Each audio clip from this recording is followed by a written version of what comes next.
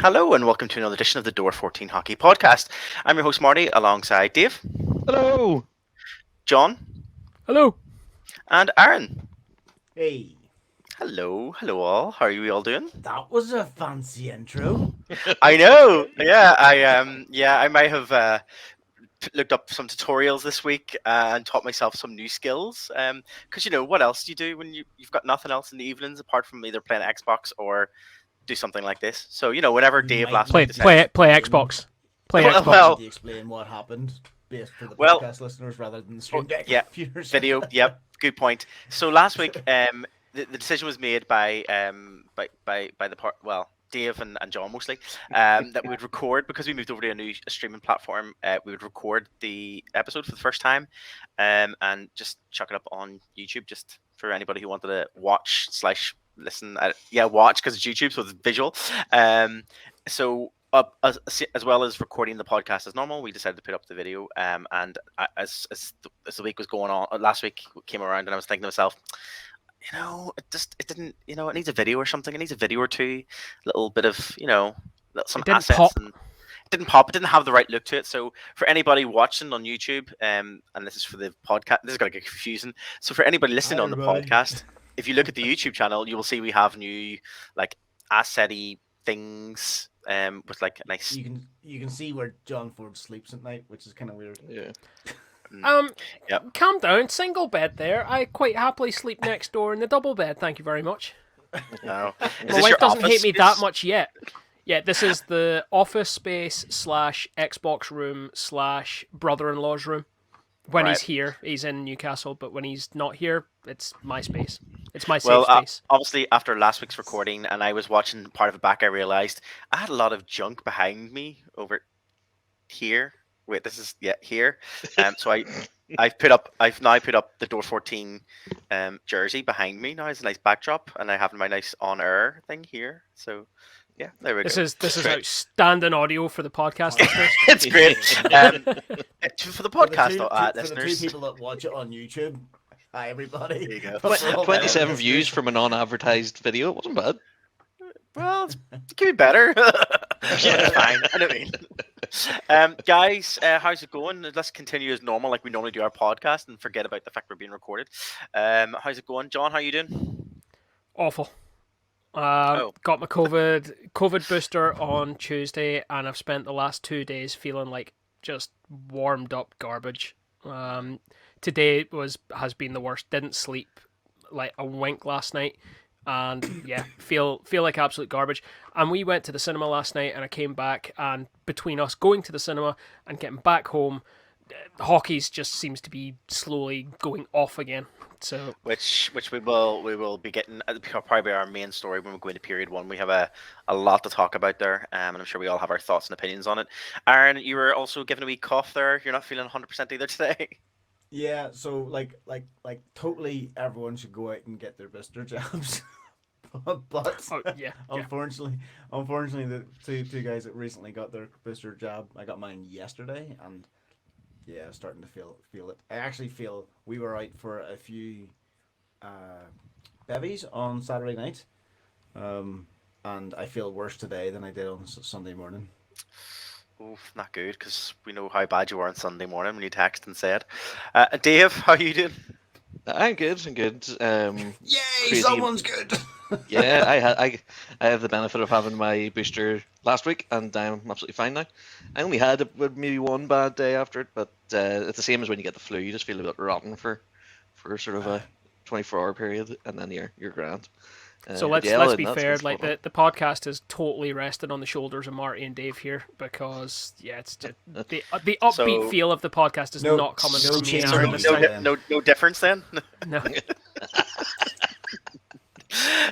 Guys, I'm gonna get stuck in. As I mentioned, we have a lot to talk about in this episode, and we want to get into period one as soon as we can. Obviously, to talk about some of the breaking stories that have happened over the last 24 hours.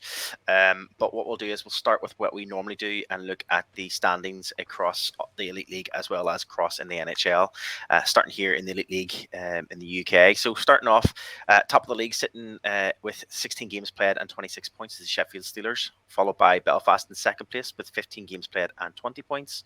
Cardiff in third with 16 games played and 19 points. Guildford are in fourth with 18 games played and 19 points. Nottingham in fifth with 14 games played and 16 points. Manchester in sixth with 17 games played and 16 points. Dundee in seventh with 17 games played, 13 points. Glasgow in eighth with 11 games played and 11 points. Coventry in ninth with 13 games played, 11 points. And holding up the league then is Fife Flyers with 17 games played and 10 points. So 2 weeks removed from our last recording, things certainly look a lot different when it comes to the league standings. Apart from, let's be fair, the top of the league, Sheffield still holding that top spot.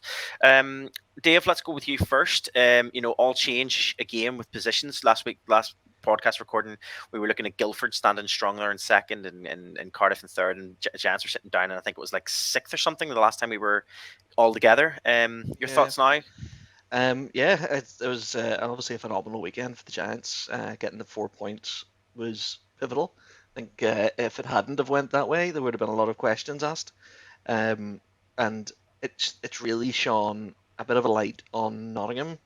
You don't expect that sort of performance from what should be one of the top teams in the league. Now we now know that they have their own issues, which we'll talk about later. But it was a bit of a breath of fresh air for the Giants that last weekend. As I said, without that, there would have been a lot of questions being asked. Yeah, I agree. I think there was obviously coming off such a bad weekend the previous week. It's good to kind of see kind of a bit of a resurgence from our point of view in terms of obviously being Belfast fans. I suppose, John, let's move over to you in terms of that middle pack now. Guildford, Nottingham, and Manchester sitting there. Obviously, Nottingham and Manchester haven't really changed too much since our last recording 2 weeks ago, but Guildford dropping down slightly a bit there. Obviously, haven't played more games. What's your thoughts there? It's interesting to see Guildford. I thought they were looking quite strong. I thought they were going to stay solidly up there in that top three. But a good run of form from a couple of teams has seen them slip to solidly mid-table. Nottingham and Manchester, like you said, not much change in there. Nottingham, I've seen them twice now over the last few weeks. Once in Glasgow and then once this last weekend here in Belfast. And I've got to be fair, I'm not impressed by that Nottingham team at all. It's not the Nottingham of years before. And Manchester, haven't seen them yet, so can't really talk too much to that team and what they're looking like. But certainly the numbers, 17 games played and 16 points, as opposed to Nottingham, who have 3 games in hand over them on the same points. That's not a great point return for the games played. No, it really isn't. It isn't at all. And Aaron, lastly, obviously that bottom end of the table, Glasgow obviously behind on games compared to everybody else. Obviously sitting only with 11 games played and 11 points, which is an okay turnaround, I suppose. They've still got a good 6 games or so in hand, but we've still got Coventry and Fife, I suppose, still down there fighting it out, especially Fife. Haven't played the most games in the league and with the least amount of points. Concern there? I think it's interesting when we talk about all of the other parts of the league, from top to middle. Like it does feel quite a bit of a change going on around here. Sheffield at top, Panthers in the middle. The bottom just is it not just the same as normal? To be honest, it's just the same old. I do feel really bad for the Fly Flyers. They just seem to have a really bad run of form. I do agree with Glasgow Clan. It's not a bad result. Once they follow up in those games, you can see them moving up the table a little bit. But 5 Flyers, man. Yeah, John, agreed. What are your thoughts on the Flyers? I mean, I've spoken about it, and we are going to touch a little bit on the Flyers. I think in period 1. Oh yeah, it's a team in disarray again. And to be fair, we normally before a season starts and just probably before the season ends, we tend to see the fans absolutely up in arms. To see it this early in the season, the way that it is at the minute, it's pretty bad. Yeah. Obviously, we'll see how things turn around there. Probably, I don't want to say it, but I don't think it'll be much change around. Obviously, as you say, John, we have got a bit of a topic to talk about come period one, so we will leave it for the end to talk about that. And I think I'm right in saying I think there's not much more to say at this point in terms of the standings, because we do have quite a bit to talk about coming up. So if we'll leave it there and we'll move across the pond over to the NHL, just have a quick look. One thing I would say is it's good to Yeah. see Sheffield so well.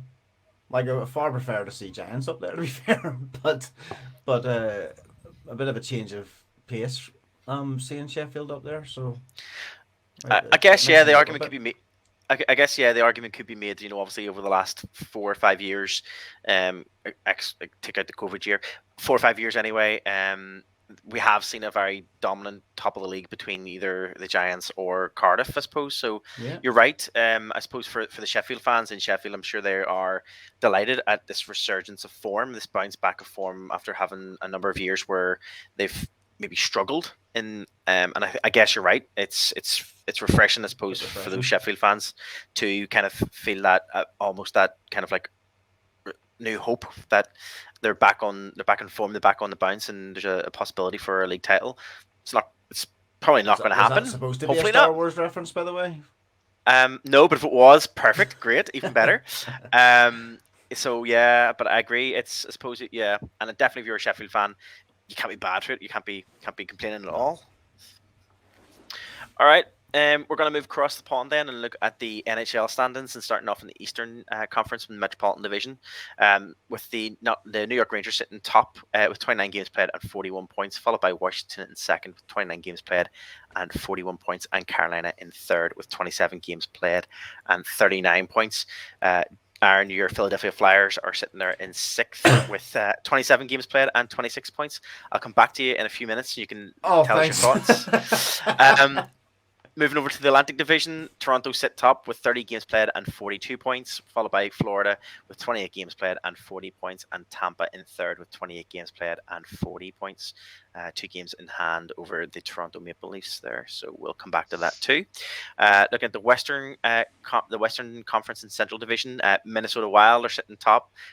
28 games played, 39 points, followed by St. Louis with 29 games played and 37 points, and Colorado in third with 26 games played and 36 points. Nashville are in fourth place with 28 games played and 35 points. Again, boys, I'll come back to you. We'll have a chat about that in a few seconds. And looking at the last Pacific Division, the last division to look at, and it's Anaheim sitting in first with 31 games played and 39 points. Calgary are in second with 28 games played and 36 points, and Vegas are in third with 28 games played and 34 points. As we say, and we reiterate every time, and every well, I suppose currently, shall we say, it's early days still in the NHL. League doesn't really matter there for anybody who's listening from the UK and doesn't really aware. League's not a big thing there. We're looking at the Stanley Cup playoff run, and obviously when it comes to around February, March time, we'll be getting a bit more into it, a bit more excited about where people are standing and what the wild card spots, etc. are. Wild card spots at the moment are currently held by, I suppose in the eastern side it's Pittsburgh and Detroit, and in the western side it's currently Nashville and Edmonton. So it will change a lot. So there's no real point looking at that right now. Let's, as promised, I'm going to come back and get your thoughts. So, Aaron, we're going to start with you. As I mentioned, you guys first. You give us your thoughts at the weekend, albeit with a bit of drink in you. But your thoughts at the moment around the Flyers and their performance to date. I've no idea what I said at the weekend. It's all right. Neither do I. Fresh then. That's all right. Fresh for you then. So, yeah, we had quite a bad run of form there fairly recently. But to be honest, I feel like we have the same conversation every season. There's always either a run of form or a run of bad form, and we're on this run of bad form. So that was 10 games lost in a row. You might have seen we made some changes. So we now have Mike Yo as our interim coach. Yeah, heck. And fair enough. Not the day of, not this next game, but after that, we've won 3 on the trot. So we're going to win the Stanley Cup, is what I'm basically saying here. Clearly, you're going to at least you might get one of those wild card spots. You never know. Yeah, you never. Well, I suppose I was searching through Twitter and just doing the normal thing, and Bar Down put a good tweet out. Just it was like a wee friendly. Don't worry, chin up, lads. It was a friendly reminder that let me just read it out here. Flyers lost 10 games in a row, and they went on to win the Eastern Conference Finals in 2008. And the last time they won 10 in a row, they missed the playoffs. Let's face it. To be honest with you, I'm just quite happy that we've broken the 10 game losing streak. And the last game we had, we done it in style. So we lost last time we played New Jersey Devils. We lost. It was a shutout, 3-0. And then what was it? The game on Tuesday there, we won 6-1. So fingers crossed, more of that. Yeah. But as I say every season, it's like a whiplash. You know. Yeah. You have periods of good and periods of bad. Indeed. Dave, your thoughts? I mean, obviously you're running high there in terms of like your first place. You're sitting in first place. It's been quite a good performance so far from Minnesota Wild this season. Yeah, 8 wins, 2 losses in the last 10 games, so it's been a bit of a run.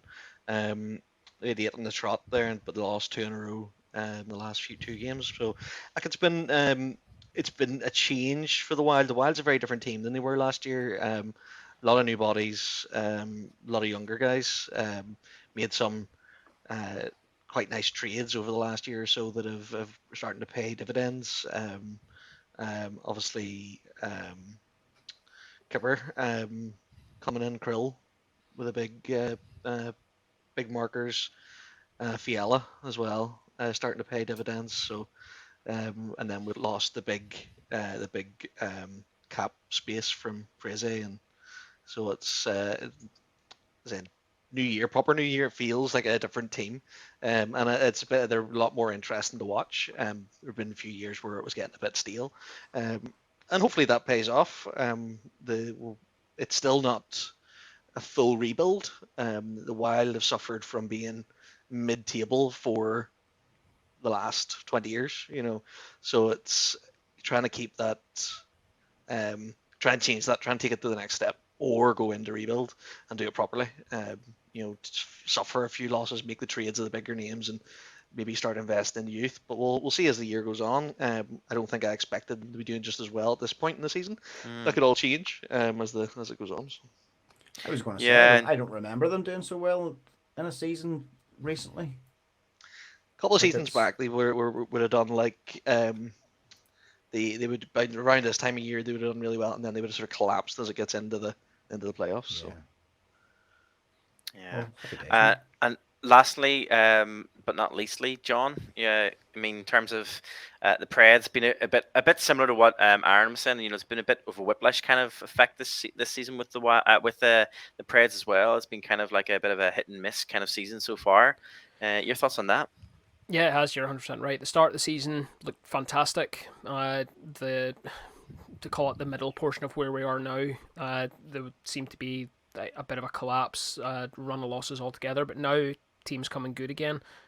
Saros with a shutout win the other night. You go back a couple of games, you had Forsberg with a 4-goal game, which is I think he gave an interview, said it was his first 4-goal game since he was in Pee Wee. And yeah, the team looks like they're going good. They're going for a 6th win on the trot tonight. So can only see where it goes. But we're sitting in 4th in the Central Division right now, and we win tonight, and you could see us. We'd be up to at least 3rd. We would jump over Colorado. I don't think we would go over St. Louis into 2nd place there behind the Wild. But yeah, it's looking good so far. As long as we make playoffs, that's all I'm really looking for. I think that's probably the sentiment from everyone. Obviously we're always looking towards that playoff spot. I suppose for my take. What about you, Marty? Yeah, I was going to say Leafs just about sitting top of the Atlantic Division. Yeah, I mean they had a bit of a rocky start. It was quite a few losses there, and they kind of panning up. But they've really found form. Sheldon's obviously found some form of like second drive there at the start of the season, and things have started to look up and started to move forward. I guess I seen the tail of the tape there the other day. It was obviously they were looking obviously it was the big fight between Connor Matthews and Austin Matthews and Connor McDavid over the weekend. It was like a tail of the tape of like the two top point scorer and top goal scorer of the league, coming against each other this past weekend, and it was a good match. It was a good game as usual and stuff. And I think my main concern at the moment, and it was one of you guys who sent it in our chat, a group chat, was the if we're sticking with our Evander Kane watch. I was about to bring this up. I was checking the running order to make sure it wasn't in the running order. Wasn't there? 'Cause it was kind of a rumor thing that hasn't really went anywhere. But at the start of the last week, there was a rumor that Toronto were looking at the possibility of Evander Kane. I was like, what? After I was talking about how much of a liability is, but there we go. Maybe Sheldon feels like he can mold him in a better way. That he's going to be maybe a good boy up in Canada. I don't know. So but at least we'll know more of that. There's been no more inklings, no more rumors. Nothing. Absolutely nothing. No. So it's more of a time will tell. Let's wait and see kind of thing. See what happens. So, guys, I think that's it for our preamble, shall we say, our pre-game warm up. If you are happy, what we'll do is we'll get stuck straight into our period 1 of hockey, as we have a lot to talk about.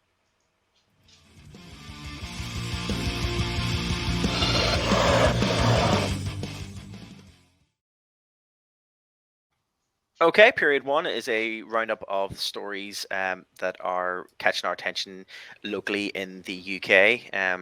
Elite League, NIHL, whatever it might be, Scottish Ice Hockey League, whatever, which we do have, I think, a follow-up story about last week. But we're going to start off with our main story, which is obviously the story that's been, I suppose, came up in the last 24 hours. As I think, John, you put out a tweet from our account earlier today or yesterday saying about how we were at the cinema last night, and as we came out of the cinema, this story was obviously broken already.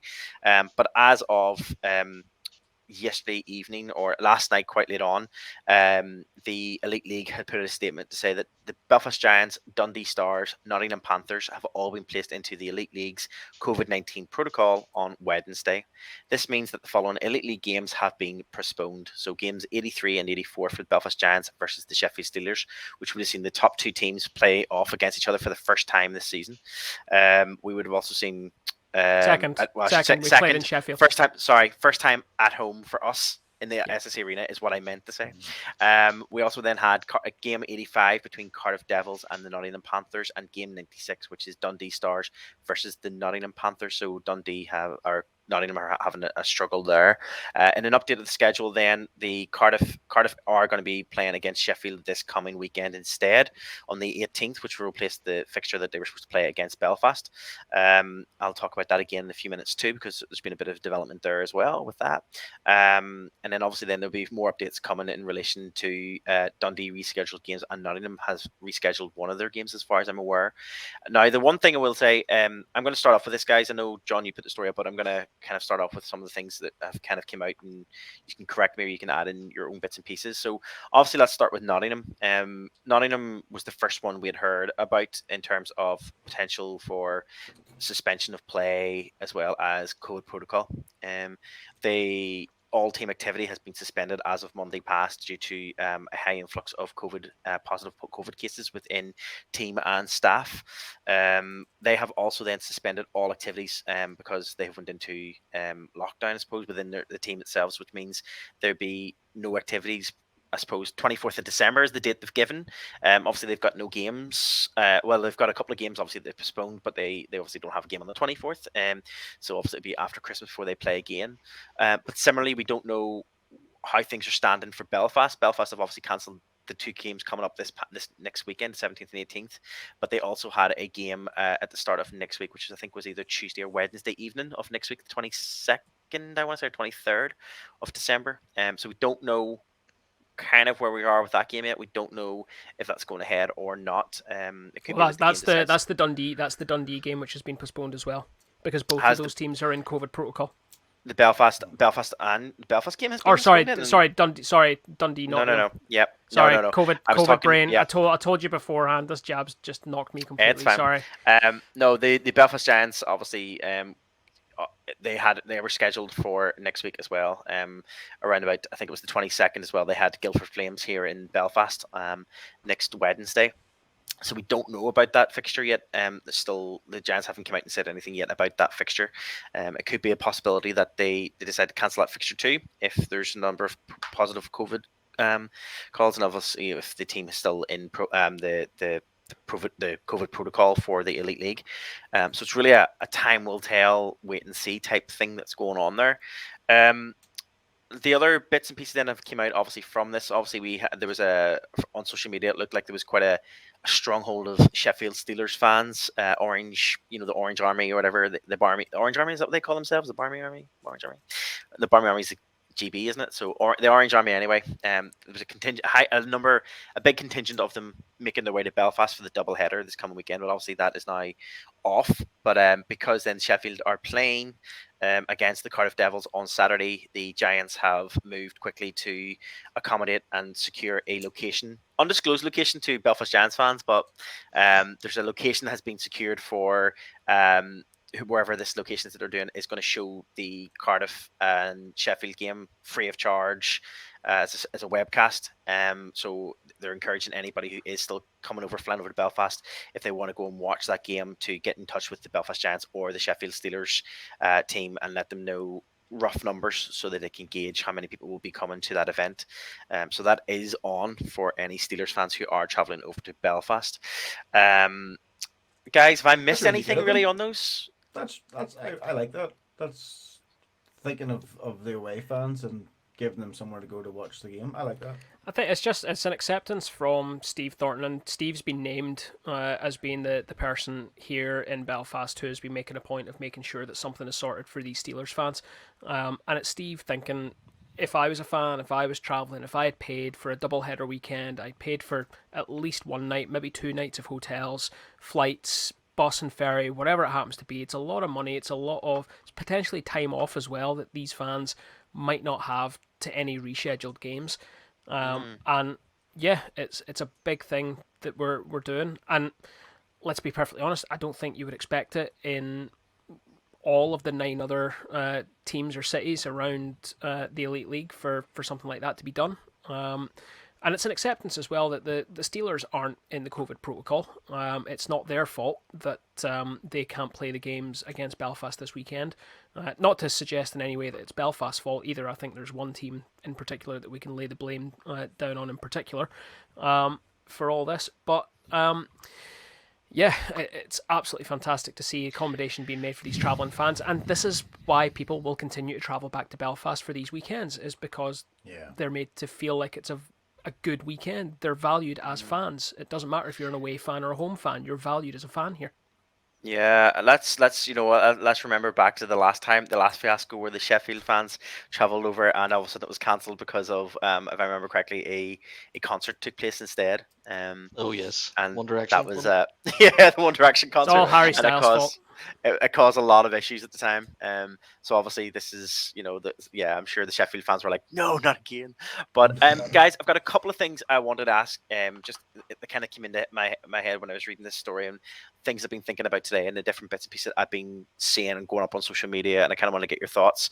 The first thing is we've got 3 teams now going into a protocol. Obviously the COVID-19 protocol for the Elite Ice Hockey League. So that's 3 teams now. I suppose we see the first question I'm going to ask, and John, I'm going to come to you first because we kind of had a rough chat about this last night, and I know your thoughts. You were quite, and at fair play, it made sense. We seen obviously these teams are going into COVID protocols, and then we seen a member of his team yesterday decide to post on his Twitter account, or I suppose it was put up to say that he still went out and met fans yesterday after an event. I'll call it out. I'll call it out by name. Matt Carruth of the Cardiff Devils. So the Dundee Stars obviously were informed while they were travelling, or from what it sounds like, when they were at Cardiff, when they were at the arena, they were told that they had to go immediately into COVID protocol, which meant, I think, on the bus again and straight back to Dundee. On Twitter, a fan, put out, absolutely gutting, game cancelled at the last minute, but hats off to Matt Carruth for coming outside to take photos and sign stuff for fans who had queued up waiting to get in. Matt Carruth then comes out and says, sorry, couldn't stay long due to safety protocol. Why are you going outside? You've got a team that have had to cancel games with you because they've gone into the COVID protocol. More than likely because of contact that they've had from outside the team. Like the players are in a controlled environment and can be in a controlled environment. Matt Cruth has taken it upon himself to go out to the, I don't want to call them the Great Unwashed. It's not their fault, from Cardiff, but like he's gone out there and potentially, and in all seriousness, like all joking aside, he's potentially put his team at risk of having to go into the COVID protocol as well. These players need to be called out on this, because not only are they putting their team and their games at risk, they're putting the league at risk, because we're only just back, we're only a few months in after missing a year and a half of hockey. We can see the way that things are going now with this new variant of COVID. Numbers are astronomical. 3 teams out of nowhere have gone into COVID protocol. If this carries on, let's be perfectly honest, we are not going to see an entire season. We are not going to see the Elite League reach its final few weekends where all of a sudden the Challenge Cup, the league, and the playoffs are all decided, because annoyingly they all seem to be awarded within a 3 or 4 week period. We're not going to get that far. So teams and players need to start taking responsibility for this. Don't do events where players and fans are skating on the ice together, Nottingham. Devils, stop letting your players go outside and shake hands and get selfies where they're within 6 inches of somebody else and potentially catching COVID and all the rest. It's totally unavoidable. It's totally avoidable for Agreed. these people to be put in these situations, and for the league and the games to be put at risk that way. It's shocking. I agreed 100%. As my total thoughts as well was just it was a lack of, I suppose, sense really from him when he decided to go out and do that. And as you say, the whole, I hope that other teams take note of any fan interaction they had planned and have cancelled. I know I've seen a few of them who have said, "Oh, we're sorry, we've had to cancel it." Rightly so, and I think they've done the right thing. Dave, I'm going to come to you next. I've got a question for you in terms of, obviously we've, as John kind of mentioned there, and as I had said in the piece, we've got 3 teams now entering the this COVID protocol. The concern is that when they come out of their, whenever they come back into the, these dream teams come back into the league and stuff and come out of that period of absence that they're told to take, we still have potential that there's 7 more teams in the league who haven't yet either went into protocol or could still do it, obviously given there's a new COVID variant and how spreadable it is, so we could be seeing more teams. Do you feel that this is something that maybe is going to be an impact come New Year? Yeah, if you put it in perspective, that's 3 teams, that's a third of the league. If you imagine if that was the NHL, that's what, 10 teams. It's when you talk about thirds and look at the fractions, that's a significant amount of our league that's currently not playing. And I doubt it's the last. I think, unfortunately, I was being a bit pessimistic at the start of the season. Didn't get my season ticket because I didn't even expect it to finish, and that was when it was good. If you know what I mean, it was like middle of the summer, and there was a bit of a bounce back, and everyone was sort of all happy and cheery, and I just didn't have that optimism. But it was the decision I made not to get my season ticket, because I don't think we're going to get to the end of the season like we expected to. It would be lovely. I'd love to be proven wrong. But being pragmatic, I didn't decide to get my season ticket. And I still don't think, there's nothing that's changed my mind. I still don't think we're going to get to the end of the season. I would agree with you. My favorite part about all of it is if the league doesn't go. Do you know what that means? 4 times winner. Yeah. 4-peat. It's the 4-peat people. Yep. Giants will have retained for 4 years. Aaron, last question before we move on from this. But I guess, as Dave was saying there, the likelihood is there's still a possibility that, there could be an impact and the season maybe doesn't end. Obviously, we've seen some rumors today of other leagues playing behind closed doors. We know that doesn't really work for the Elite League because of revenue is a big thing in terms of obviously keeping the lights running, I suppose, for a lot of the teams. I guess the question here is, if there's a lot of games are being postponed, do you feel it'd be a big struggle for especially big arena teams to reschedule those dates, given, obviously there's probably other commitments for other events in those big arenas? Yeah, of course it is. But to be honest with you, though, even if the teams go into lockdown, the way the news is going at the moment, did they announced more lockdowns for sports in Wales, didn't they? I think you kind of touched on that. There's talk of it. There's talk of sports maybe having to go behind closed doors in Wales, but that's not confirmed at the point that we're recording here at all. Oh, okay. I heard some. I thought it was on the news this evening. No, I'm not the news. You're not the news. Oh, that's where I'm getting confused. I just look super professional. I mean, because we're doing it on video now, it looks like the 10 o'clock news, but it's not the 10 o'clock news. Yes, Right, because right. if for anybody who's not watching, if you've seen the news, you can see that they usually have sparkly, twinkly Christmas lights in the background, And they hockey have loads jerseys. hockey jerseys. 'Cause that's exactly what I've seen whenever I look at the news too. And a random pair of socks on the bed. That's fair enough. Okay. I guess Marty, the other thing. of course, if games get moved, postponed, we've got concerts coming up. It is going to be difficult to get them squeezed in.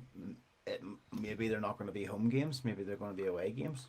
Can they do that? Can they? It's change a home not game it's to an not away even game? that. Like, it's not even that. Like, you talk about the rescheduling the games, but if we start seeing a rollover of games that aren't being played, there is no way that we can have an equitable league, because there's no way that the arena teams in particular are going to have enough free dates. Look at what we've had to do with the Challenge Cup second round already. There's a month between the first and second games for the Belfast Giants because we can't get ice. That's just going to continue on and on. And the only thing might be concerts get cancelled because acts aren't willing to go out during COVID. But the big problem is, if COVID continues on, exactly what Aaron was saying, and the trajectory it's looking like, do we even get that far as rescheduling games? And this is the problem. How can you even think to finish the league if you've got games unplayed? And it won't happen. It does feel a bit deja vu. It feels like a bit of a throwback to early 2020. But I suppose, as they said that time, time will tell, and we'll see what happens. I suppose with how things start to pan out. One thing I did see today, which is quite an interesting one, just to finish this bit off, and it's kind of a good thought, or something I thought actually it was a sensible idea that could be put into the Elite League should maybe follow suit on.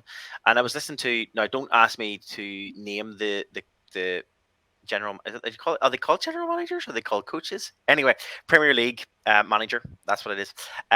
So one of the managers for one of the Premier League teams, don't know who he was, don't know which team, was on the radio earlier on, and they were discussing obviously about a number of I think there's a couple, I think maybe 2 or 3 of the elite, the Premier League teams have also are the games aren't going to be going on this weekend. I think like Manchester, was it Man United was one of them, maybe isn't going on this weekend, or Man City or something anyway. But there were conversations about, because of COVID, obviously it has hit there too. And I guess one of the managers was saying, well, he thinks it's a smart idea that now that you're talking about taking almost like a week circuit breaker for the for the Premiership. So just cancel all games for 1 week, give 1 week off where there's nothing happening, let all teams, no teams crossing over and meeting with each other, no fans in the stands, and it also allows for all of the training, all the training grounds, as well as all of the arenas or the football grounds that they're playing in, all to get completely cleaned down properly, like a proper, like industrial clean kind of idea, I suppose. And that's one and I agree, I totally agree. I can see where he's coming from in terms of, he's saying, well, what's happening now is we'll come back, so what's stopping, if there's like 7 players from Man United are getting ill, and then all of a sudden they come back, and then another 6 contracted because there's they're playing against teams who didn't stop. And I see what he means. If everybody stops at the same time, you maybe break that cycle.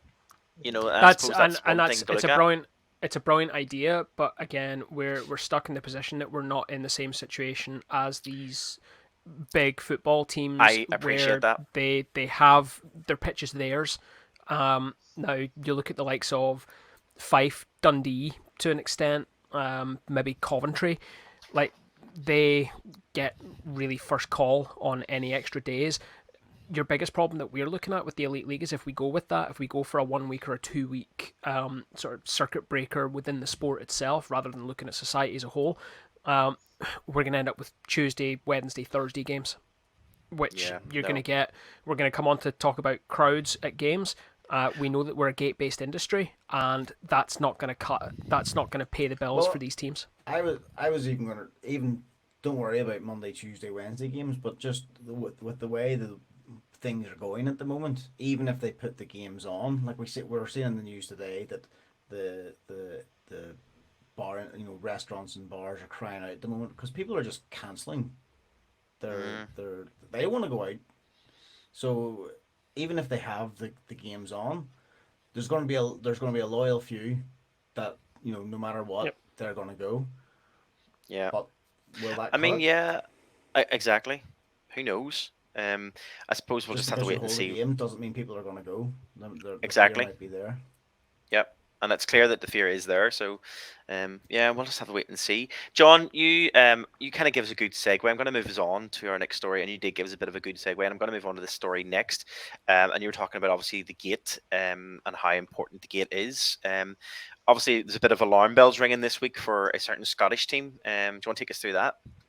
Yeah, so this last weekend, it was unofficially announced that the attendance in Kirkcaldy dipped to a season low of 901 fans for a game at the weekend. Going below 1,000, that's pretty bad. Reading through some details of this, the Flyers are a team that we know fine rightly. They are a gate-based team. They are the tickets that they sell, the stuff that they sell on game nights. That is what pays the bills week in, week out. Without fans coming through the door, they have a problem.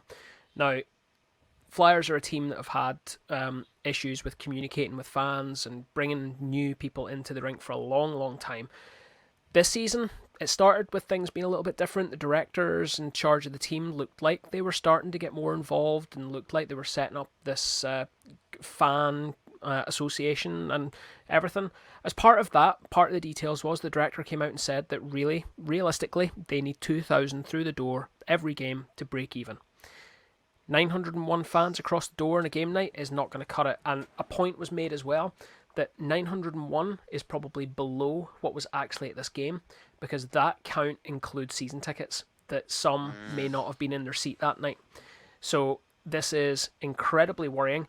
This goes hand in hand with the fact that what has been kind of made a bit of a joke of over the last sort of 6-8 weeks was the Fife were a club in turmoil at the start of the season. They couldn't buy a win, and the announcement was made that they had brought back probably one of the biggest names in Fife ice hockey in Chase Shaber. It then became the hashtag Where's Chase Shaber, because even though they'd signed him, he never seemed to turn up. It was announced last week on the 9th of December that Chase Shaber would not be arriving into the country and would not ice for the Flyers. Now, the best part of this is the final part of the press release says, no further comment will be made by the club. So clearly, something's happened here. Something's happened between Chase, the club, and whatever. But the better part of it all was, on social media, the team deactivated comments. So not only were they not willing to discuss this any further, they actually turned the comments off. And that just led, we all know fine rightly what happens is things get retweeted and people start commenting on the retweets. People start commenting on the next post because they don't turn the comments off on that one. It's turned into a complete and utter debacle in Fife. Like, this is, and to be perfectly honest, everyone at this point knows my history, like, know where I'm from, know that I grew up watching the Flyers. This is heartbreaking to watch this club be so poor in its communication, and then to see numbers dip so badly that realistically there are people asking questions. Does this team survive to the end of the season? And does this team remain in the Elite League? And I have my doubts about both, if I'm honest. COVID aside, I have my doubts about the longevity of this club now. Yeah, I would agree with you. I think it's definitely been alarming. It's been a very difficult season for them so far, but it's been alarming as well, as you say. You're exactly right. That unknown, that failure to engage with the fans, or to go as far as to turn off social media posts and comments under social media, was, for me last week, whenever I seen that, it was like, this is a complete different, like, this is a complete step too far. Like, you're clearly stating here you don't want to hear. Obviously, it was going to be a negative response, and we've seen that because, as you mentioned, people still commented on other posts. But I guess they were just like, we don't want to hear anything from anyone. And okay, that's fine, but you rely on your fans, as for that gate, and For this, clearly the for that, gate is. if nothing else, they should have left the comments on, let the fans vent, and let the fans have a discussion between themselves. Granted, 90% of those comments are going to be dragging the team, but let them vent it, because by disabling the comments on, it seems like such a small, stupid thing to disable the comments on social media platforms, but that's going to have had a direct input into that gate the following weekend. I'm really sorry, but it definitely has. Fans are voting with their feet in Fife and in Kirkcaldy in particular, and they're telling the club that they're not going to stand for it anymore. Can you give us an idea? Maybe it's not podcast friendly, but any ideas of what type of things that people are saying? They're sick and tired of the direction of the team's management. They admit that, look, Fife fans have never had blinkers on when it comes to the fact that they are a low budget team. They know they're a low budget team, but they look at places like Dundee, and they look at places like Coventry, and they look at places like Milton Keynes, that they're not the biggest budgets in the world, but when you get coaches like Omar Pasha, who can do brilliant things on a shoestring budget, like it's a no-brainer. Like, why would you continue on? Todd Dutiam is taking a lot of slack, or a lot of flack at the minute. Some of it I think is fair. I think some of it is unfair. Todd is hamstrung by the directors. He's not very creative, though, unfortunately. He's not, and it's a problem. Never has but been, he is hamstrung. He has directors that he has bosses that he has to report to. Same way that in Belfast, if things were getting ropey, we even saw it 2 weeks ago. The Giants go on a two game loss streak, and some elements within the fan base are calling for Keith's head. Like, I mean, for a start, catch a grip. In Fife, I totally admit, for a few years now, Todd has been the head coach. Todd has been one of the few remaining faces in that organisation. And yeah, is it time for Todd to move on? Maybe. Is it time to bring in new thoughts on how to work with that budget? Probably. But the bigger problem for the fans is the directors and the head man himself, whose name escapes me right now, but they want this club changed hands. Yeah, I think that's definitely, you can clearly see that that's what they're shouting for. You can see that that's what the fans are. I suppose even from the comments, if you read any of the Twitter responses and on any of the comments, you can see that they're basically just saying that it's gotten to a point now where they know that something needs to be done, and they are concerned that Fife aren't going to be, the longevity of the club is in danger. So hopefully not, but I suppose that's something we'll obviously see as the season progresses on. We're going to stick in Scotland. We're going to stick with Scotland. We're going to stick with another story in Scotland. We obviously talked about this story last podcast, and that was the move forward where the Scottish Ice Hockey formed the original committee. They're all stepped down for different reasons. John, you got a follow up for this, I believe. Yeah, so just yesterday, actually, it was announced that SIH has formed a new committee. The newly elected SIH committee is now in place. So Ice Hockey UK are still helping to prop up the game in Scotland until a new governing body can be set up. And this all comes back to the rejection of a unified body for the whole of the UK. The Scottish clubs voted in favour of having a standalone Scottish governing body. The directors, or the committee as they were, saw, for whatever reason, as we discussed in the last podcast, that they were no longer fit for purpose, or that they couldn't carry on the way that they were, so they all stood down. For me, one of the best things is to see some of the names that are involved now and where they're coming from, because this looks like an absolutely brilliant committee that's in place now. A couple of names that I know from Kirkcaldy in particular. Ian Keddy, when I was over a few years ago, when I got the chance to do a couple of interviews with some players and with a certain former Belfast Giants coach when he brought his youth team over from North America. Ian was one of the people with the Kestrels who got me in, and really, really nice guy, so it's good to see him in there as the treasurer for SIH. And you've got people like Andy French, who does brilliant work with Ice Hockey UK. He's there as the Ice Hockey UK advisor to the SIH, which is fantastic. And a few other good names, but the biggest thing for me is that these are names that are associated across Scottish ice hockey, which is brilliant to see. So that it's not a little clique, which I think the former committee might have been guilty of, especially with the Hands being so involved as they were with that committee. And we've seen the Hands have their own problems with the issue that we saw with the Racers and the Comets already this season. So it's good to see a mix of names and a mix of new faces coming in to really give a bit of impetus to the next stage here. So they will be moving on shortly to stage 2, which will be the full formation of a Scottish governing body. Ice Hockey UK will remain there to support the game until then. But yeah, it's great to see that it's moving on. Admittedly, I'm in the camp that I'd like to see a unified body, but to keep the game going, it's good to see that this is moving on a lot faster than what I probably expected. Yeah, I would agree.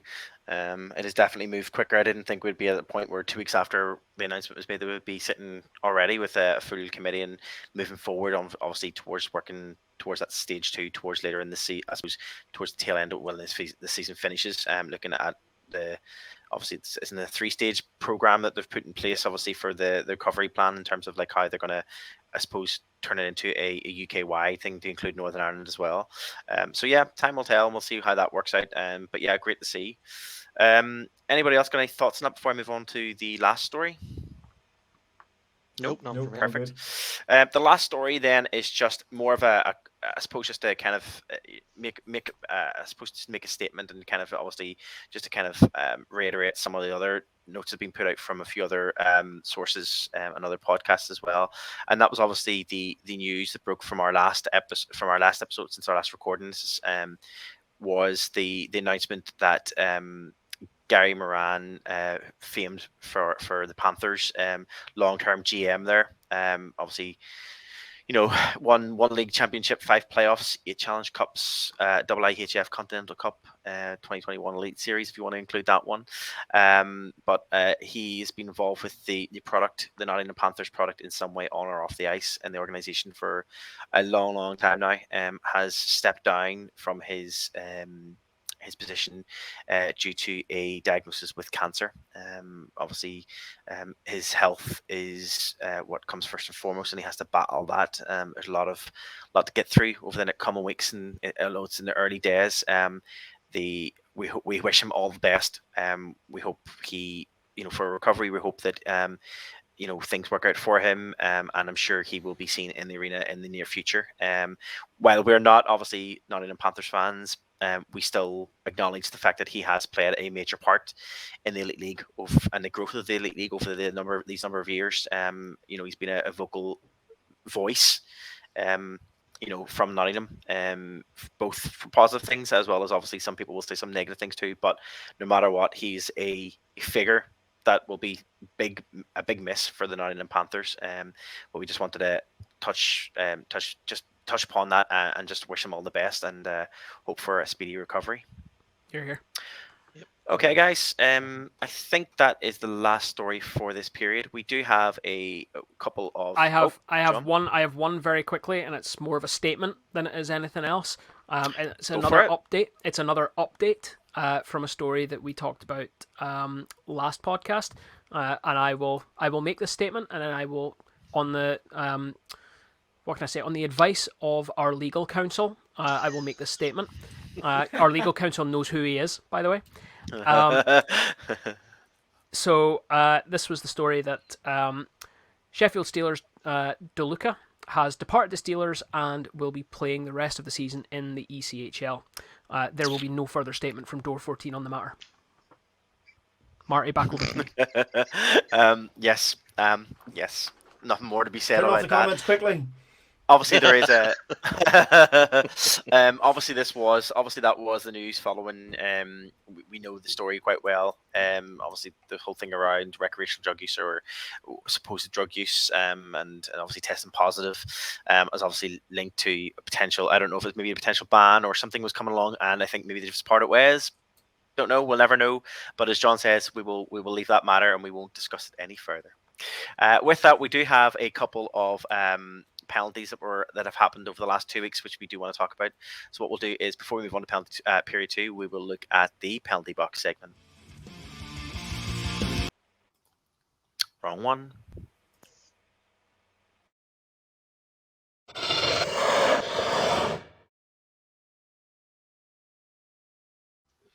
Okay, our penalty box segment is just looking at any DOPS reviews or any hits or anything that comes to note that has been reviewed since our last recording. We have 3 to talk about. One is an interesting one. To the point where there's age restriction on it. If you look at it and go to YouTube, there's actually an age restriction because of I suppose what happens. And I know, Aaron, you'll want to come to this because you I know you have a few comments about the fan interaction aspect of this one. But this is based on the this is an incident that happened on Wednesday, I want to say the 9th of December. So last week.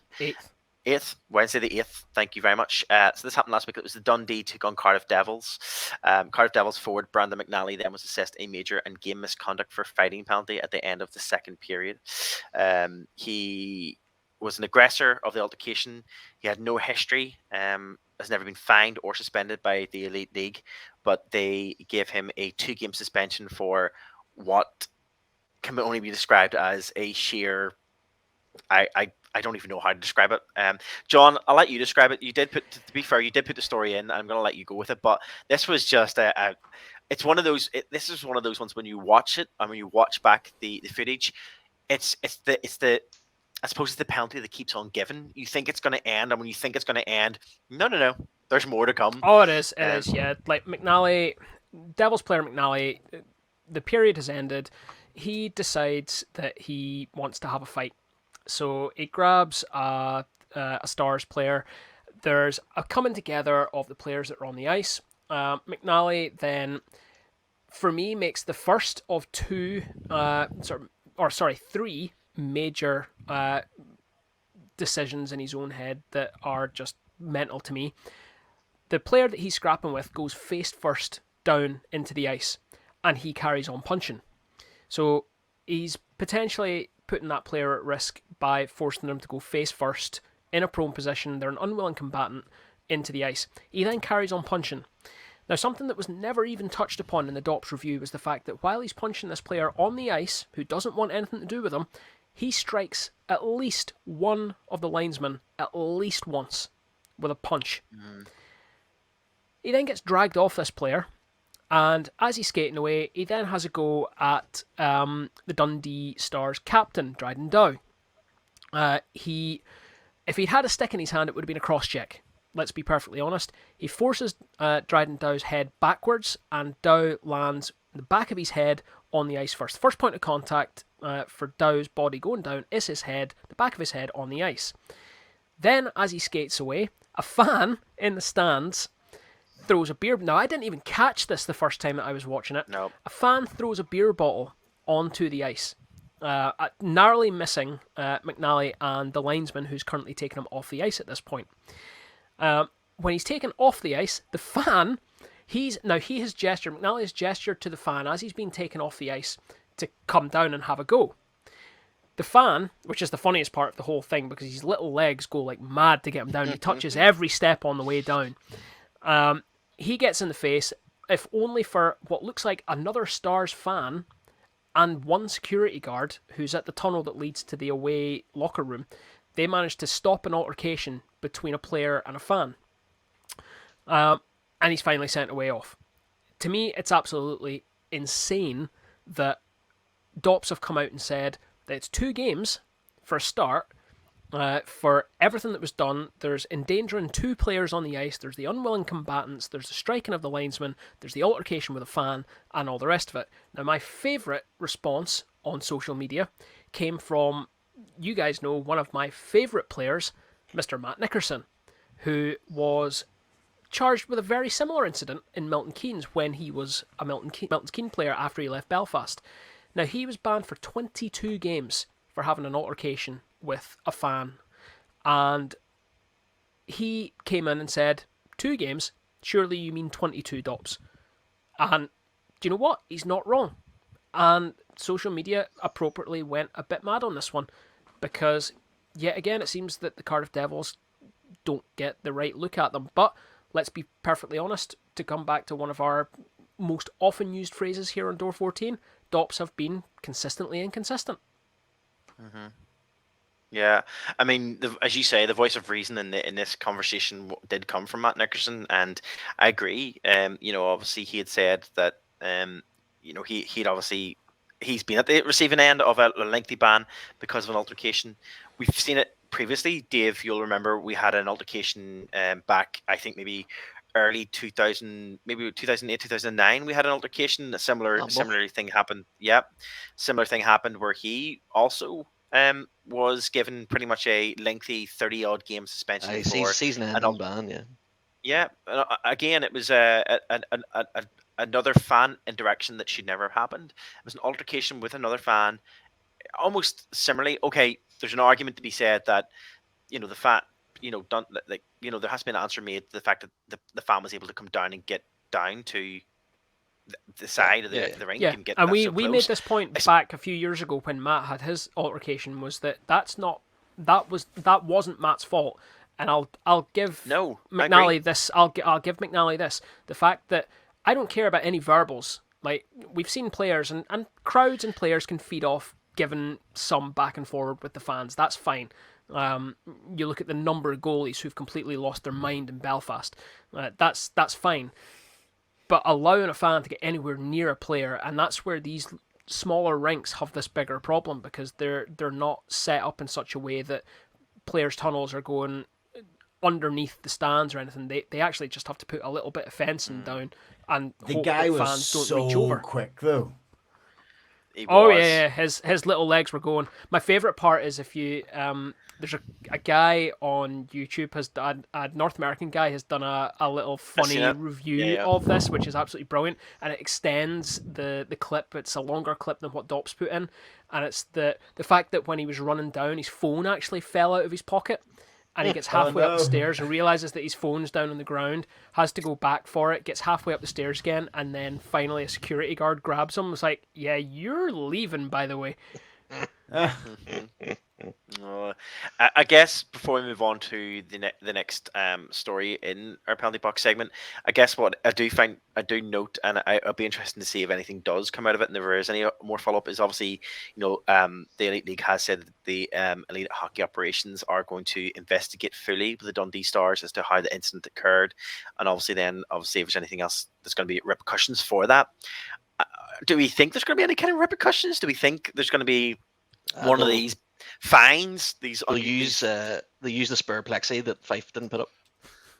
It's all about 3.5 inches tall. Do you know what? There is nothing that they can do, because the way that you would have the same problem in any number of rinks around the Elite League. If you're not an arena team, you don't have those direct tunnels to get players immediately away. Like a lot of these places, players are walking past the stands, or they're having to put up temporary fencing, or a couple of guys standing to stop player or fans from wandering back and forward when players are going back to the locker room. There is literally nothing that they can do. They can't force the Dundee Ice Arena to make structural changes to do that. They can ask them to make operational changes, but there's only so much that you can do in those places. So unless you're going to tell Dundee that they need to have a new arena built, then nothing will happen. My biggest problem with this is that the Elite League has not taken a strong enough stance against McNally and what he did on the ice. The problem is what he did on the ice, not the interaction with the fan. Yeah, the whole situation is just a complete farce, to be fair. And I've watched that video so many times, and I can't even work out how on earth they even came to that decision. And I was saying it in our chat and back and forth that it's just not. There's beggars belief, and all it does, and you touched on this earlier, Marty, is that there's this perception out there that different teams get different bans because of who they are, and their DOPs are not helping themselves. And I would go as far to say as there can be a bit lenient on the Giants as well. I'm not saying that the Giants are getting or one of the ones that are getting penalised, I would say they're lenient on the Giants also, and we'll talk about that in the next one. But in this case, it's. I think that what they'll ask Dundee to do is operational and maybe have things like, the way the Giants have the thing where they don't like people standing in the stairs during the game. They'll probably want them to say something like that on their speakers or something daft, Well, separate to all of this, I think one thing that we should probably say is that fan was completely out of order, let alone for coming down and trying to start an altercation with a player. The throwing of something onto the ice surface, especially a drinks bottle or anything, like I would assume, and I can't exactly remember in Dundee if you just get plastic bottles handed over. I know the last time I had a drink in there, it was in a plastic like pint tumbler, but I don't know. That fan should be banned. Yeah, He shouldn't be allowed back in. What's going through this guy's head? I've just watched this player tumble through, like, probably a lot more players that are a lot bigger than me. I know what I'm going to do. I'm going to run down here and give him a piece of my mind, and it'll fix everything. That's fine. That's fine if that's his ma or his da, but he's clearly not. So no, he's got no right to do that, and that guy shouldn't be back in DIA. He's just had a few drinks. He's a bit like me trying to get into the Odyssey on Saturday. less said about that, the better. Yeah. Poor bouncers in the door. Poor security guards in the door. Sorry for him. The Department of Podcast Safety is going to review that action later on, Dave. There'll be a fine paid to the team, and we'll all have to go out for another beer. Dave, you kind of touched upon this briefly there a second ago. It was a good segue. But this is another T-game ban, but more closer to home. This is with the Belfast Giants. This last week during the Coventry-Belfast game, I think, if I'm correct, it was the Challenge Cup game, the first stage of the Challenge Cup game between Coventry and Belfast. And Ben Lake has received a 2-game suspension, which he served this past weekend for a knee incident. 2 games. They said they've went a bit lenient because he's never been fined or suspended in the current 2021-2022 Elite League season. But he has received a fine and a 2-game suspension for that hit, that knee hit, I should say. Let's go with. John. Let's go with your thoughts. Oh yeah, you go first. Yeah, give me your thoughts there. So like I've watched this a couple of times, and I want to, because I'm a Giants fan, my teal glasses on. I want to say, oh no, it shouldn't have been Ben Lake was doing this either. No, it just wasn't. When you watch it, it wasn't a very clever move. He finds himself a bit out of place, tries to correct, doesn't quite get there, and you can tell there's going to be a funny contact and ends up knee on knee. That could end someone's season. We've seen it actually. I think a few years ago, was it the guy that came over and only played 1 game, I can't remember his name, and it doesn't matter, but that knee on knee, it can cause so much damage, and it could have been the both of them out for a number of games, never mind for bans, just for injuries, and I think 2 games is probably a bit lenient. I would have been happier with, if I had been a Coventry fan, I would have been going 3, 4 maybe, just because of how dangerous it can be. It's a bit like slew footing, it doesn't look like much, but when it goes wrong, it's really wrong, That's my 2 pence. And again, I think this comes back to the DOPs still have this giving off this aura that they go lenient on certain teams, and the Giants are one of them. It could be fair enough comment to make. I don't think he leans into it. He does and he doesn't. Look, I watched this game live. Like I got this webcast, and I think I was sitting watching it, and I think I messaged you guys and said we're gonna lose Lake for a few games here. Fair play, you did. Yeah. It was a bad. It's a bad move. I admit the Coventry player cuts back. Ben thinks he's going to cross the blue line straight away. He doesn't. He crosses back, coming the opposite way, coming laterally across the blue line, catches Ben out completely. Now, if he'd looked up, there's another white jersey is there who was in a perfect position to cover the play. Ben has to make some sort of move. Like he's not going to get ice time if he just carries on skating through into his own defensive zone. Keith would absolutely kill him for that, but he shouldn't be making that move. He's overbalanced. He's moving his weight across to his inside knee to make the corner as quickly as possible. He's overcorrected, and ideally, what he should be doing is skating across the face of the Coventry player, not going for. He is going for a check. He's going for a full body check, but the Coventry player's cut inside of him, and he's got no other choice. But he definitely shouldn't be sticking the knee out like that. He just I'm 100%. I'm 100% with Dave. So. Yep, I'm 100% with Dave. 2 games on this one is I think we've gotten away with that there. Yeah. I'll take it every day of the week. I'll take it, but I would have 100% would have stood over 4 games. Yeah. I think that's too much. Nice when you're on that. Well, side there's an of it, injury. but There's an not- injury on the play. There's an injury on the play, Yeah. and I'm not 100% sure if he's if the Blaze player's back playing yet, or if there's a longer term injury. And But Ben's in full control of that play. Like, he could have easily have just it could have went for a stick, could have tripped. He could have still went for a penalty. He could have taken still taken the thing away, but not knee on knee. Could be, as I said, career ending. So I think that has to be. It's for more than justified for not a massive ban, but 3 to 4 games is definitely worth it. Yeah. Let's move on to the last one then in this period, and this is My favourite one. Sheffield's. Your favourite one? Well, it's then we'll come amazing. to you first. This is the Steelers goalie. It's my want favorite me to- profile photo for Dop's video. Do you want Steelers. me? Do you want me to intro it Sorry, and go ahead. stuff? If you would like, yeah. Yeah, so I love this one. So I've watched this. I don't know how many times I've watched this. I just can't get over your man, Barry Brushed. Brust. I can't get my head around just him in general. Did I send you the edited photo of Trunchbull? Yeah. Anyway, so the thing that gets me with this is that he gets a bit of a bump, and it literally is just a bit of a bump to start with, and he makes a bit of a pig's ear out of the whole thing, and after it, he makes it look like it was the end of the world when he got hit, so he gets shot from the crowd. But to me, that should be a bit of a embellishment penalty, because he barely touched him. But He then dives. he dives, yeah, 100%. He does, And yeah, clearly, yeah. Then he gets up, he waits a few seconds, and then thumps him straight in the face with the blocker. And what I would highlight is, Fantastic. for my one game of training as a goalie, those blockers are hard. There's no messing with them. The whole front section is reinforced plastic. It's not the same as the gloves. The gloves are all heavy foam, and the actual blocker side is like a big block of plastic with a tiny bit of material around it to stop rebounds. So it's like getting punched in the face with a bit of PVC pipe. Is basically what's happened there. There's no. I've no idea what that's like. I've never been punched in the face with a piece of PVC pipe. I'm obviously going to different parties than you, Dave. Well, you see the way I got on with that bouncer, so you know.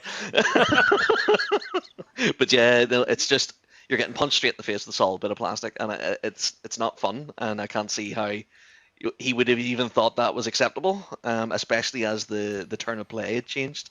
One game. I think that's what we got. One game, wasn't it? Yeah, it's a bit of a joke. Yeah. I would, given him more than one game, you could justify it, but it wouldn't be more than 2, because it's a bit of a stupid. It needs to be at least 2, because my biggest problem with all of this, well, for a start, you've got at least 1 game for the embellishment.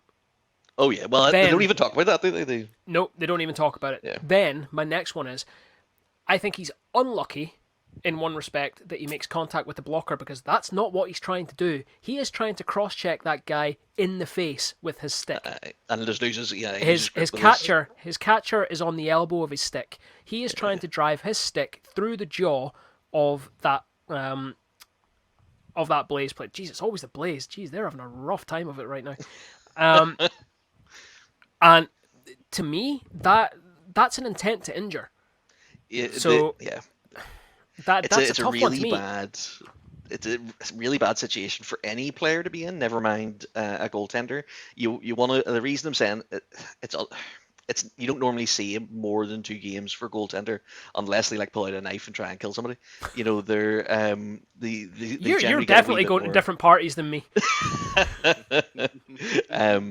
But yeah, it's a strange one. But I've watched it so many times, and I just can't understand what's going through his head. I saw a bit of interaction on social media about this one, Ghost just came over and pushed him. So yeah, he's pissed off that a ghost pushed him. but I saw a bit of interaction on social media about this one, and one of the biggest ones is like, what does a goalie have to do to get thrown out? Yeah. So like the ref clearly saw a problem. You can see in the Dops video, the ref is right behind the plate, and as soon as he cross checks him, or well, actually as it turns out, punches him, the arm straight up, and he's calling him for something. At what point does the ref go, no, I mean, the play is away over there. What are you doing? It's clearly a penalty. It's an intent to injure. It even looks like a clear intent to injure. It's off the play, like by an absolute country mile. What does a goalie have to do to get thrown out? I think also, in all honesty, I know that they had to name the penalty something, but roughing, really? It seems a bit to me, a bit weak. Like it's. I totally get that. That's probably what he got on the night. He'll have got the roughing on the night. To me, that's a clear cross check. Yeah. And look, is there a roughing on the goaltenders when they use the glove? But there must be a specific rule about using blocker. To be like, yeah. So have Dops just been lazy in the fact that they haven't looked at their own playbook and found the right name for it? I don't know. It's a weird one from start to finish for me, and I feel like he's gotten completely away with that. And again, it comes back to the fact that all three bans that we've looked at this week, one for the Devils, one for the Giants, one for the Steelers, all three of them are arena teams. Are all three of them a little bit lax? Yep. Two of them, for me, are very lax. One of them, a little bit lax.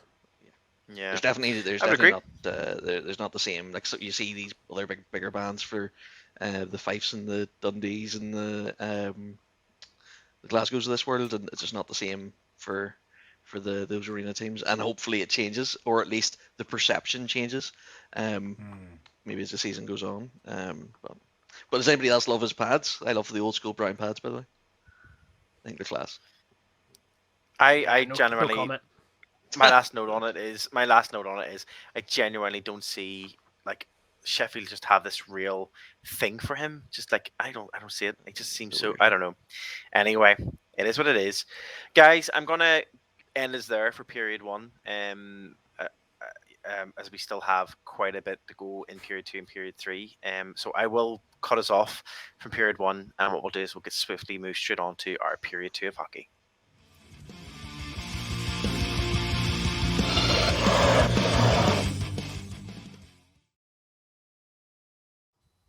So hello and welcome back to period 2.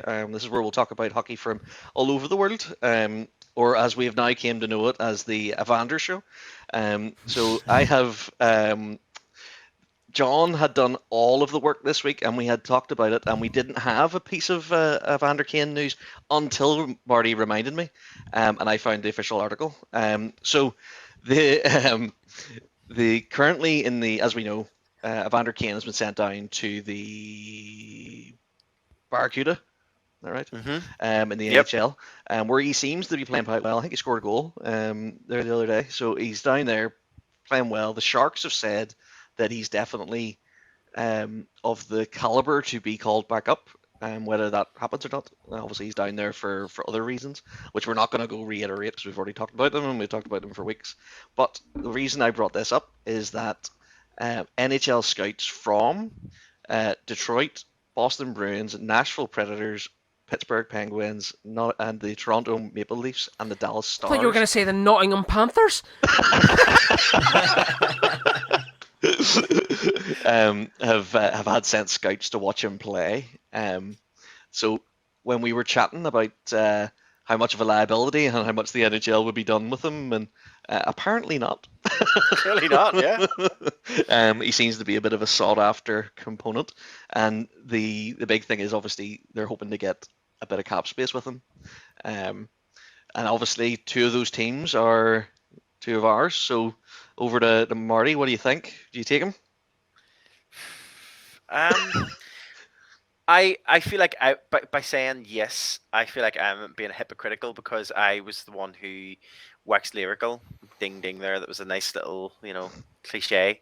But I was the one who kind of was really adamant that I felt that he was a liability to the Sharks, and obviously bringing that team into disrepute with everything that he has done.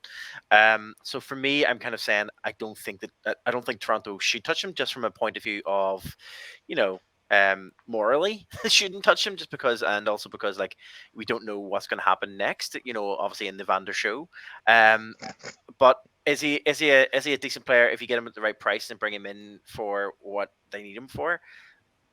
You can see why they're interested, and you can see why they're thinking about, you know, why they've sent scouts to look at it to see if it's exactly the right fit to what they're needing right now. I don't want him, but I can see how much of an asset he could be, because he's not a bad player. Let's be honest. Oh yeah, He's not a bad player. Solid player. It's his off ice behavior and his off ice presence that causes the bulk of his issues. It's not about his playing ability, because he's a great player. But yeah, I would still stick by. I'm going to stick by what I've always said, and you don't want to bring someone with such liability into your team. So then the other one, John, what do you think? 100%. I don't want him anywhere near Nashville. That means he'll be coming then. Reasons. Yeah, and do you know what? See if he does come. Do you know what I'll do? I'll buy get a jersey. Yeah, I'll buy a jersey. He'll be gone 6 weeks later, and then I'll burn it. But yeah, to me, he's completely toxic. I totally get that. I think there's a difference of feeling within fan bases in North America, though. I don't think they are taking the whole. Well, I think in general they're not taking COVID as seriously, but I don't think they're taking everything else that he's been associated with as seriously as what maybe perhaps we do. They see him as a route to a Stanley Cup. Let's be honest. He is an out-and-out point scorer, and you put him in any roster, if he produces points like he has before, then yeah, is he your road to the Stanley Cup? Is he a cog on the wheel on the road to the Stanley Cup? And yeah, he might be, but you have to bear in mind what you are insinuating by bringing that into your organization, that you're okay with that. Okay with it, yeah. Yeah, and to me, like, I don't want him wearing that over my shoulder. Absolutely not. I think based on what I see there in the names of the teams, you know who I think it would be the good one to go for a punt on? Stars. Yeah, I was about to say that. They just sort of have that, like they would desperation. Be able to get they would almost, they could justify it by the fact that they're struggling so much. Maybe Detroit as well. You know that they're having such a bad run. They'd take anything that's going to make a bit of a change. But yeah. Thought that would be a nice one, just because what's that now? 4 weeks on the trot where we've talked about him. I'm going with the fact that the Pred scouts and Marty, you might be the same as me here. They were clearly there looking at the new talent within the rest of the team. They weren't there looking at Evander. No, I agree. Yeah, they were looking at the AHL players, the cream of the crop there. Yep, exactly. Totally. Yep, so that was my only contribution to this period, because John put absolutely everything else in. So what I'll do is I'll fire it over to him and let him pick his next one, and then we'll go from there. Oh, good. Right, so let's start off with the Team GB under-20s then. They are taking part at the minute in the World Championships, Division 2, Group A, and they've gotten off to a good start. Just literally as we started tonight, they were finishing up Game 3. Games 1 against Spain and Game 2 against Lithuania ended really well. Game 1, a 7-2 win against Spain, was an absolutely fantastic start. The Lithuania game ended 5-3, so again, lots of scoring. And tonight they took their first loss of the championship, unfortunately, in a penalty shootout against Korea. Unfortunately, losing a 2-goal lead at one point going into the third. Seems to have been a real drop in concentration for the first of 9 periods of hockey. So unfortunate to see that. They know that they have to bring their A game for their last game of the tournament, and that could see them with the gold medal and promotion up to, what would that be, Division 1 Group C? Group D? Can't remember Group C, I think. I think it's Group C.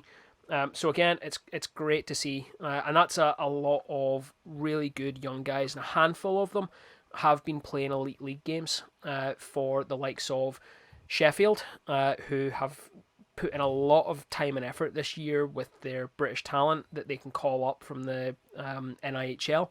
And also the likes of Coventry and there are one or two young Scottish guys who are out there playing as well. So it is good to see them having a good run of it at the start. What's your thoughts on their performances so far, guys? Dave, I'll go over to you. Oh, no, never mind. I'll go to Marty. Sorry, just because I had something in my head about the games, because I was it was on earlier on, and Team GB were sharing some highlights and stuff. And there was a few videos and stuff came up earlier on, but I don't know if you've seen the second goal scored by, I think it was Jake Hopkins, if I remember correctly, or Jack Hopkins. Yeah, Jack, I think, for GB. That second goal was a thing of, like, it was beautiful. A beautiful little goal was scored. It was, if you don't get a chance, I'm sure the highlights will be up somewhere, or the video will pop up somewhere again if you haven't seen it already. But it was a beautiful little goal. I think it's great. Obviously the junior game, we've talked about it. We've highlighted the importance of development within the junior game within GB, not just for a Team GB point of view in terms of obviously senior team and stuff, and obviously promotion from junior team into the senior team. Obviously it's going to help massively, but also because, as you say, rightly so, John, like a lot of these junior players we're going to see pop up in elite ice hockey teams in the future, hopefully. But yeah, a great performance. And yeah, as you say, it's the decider. Is it tomorrow, or is it Saturday? Tomorrow, I think, is the decider game. I think it's tomorrow. Yeah, tomorrow. Okay. Decider game tomorrow. Must win tomorrow. So yeah, fingers crossed for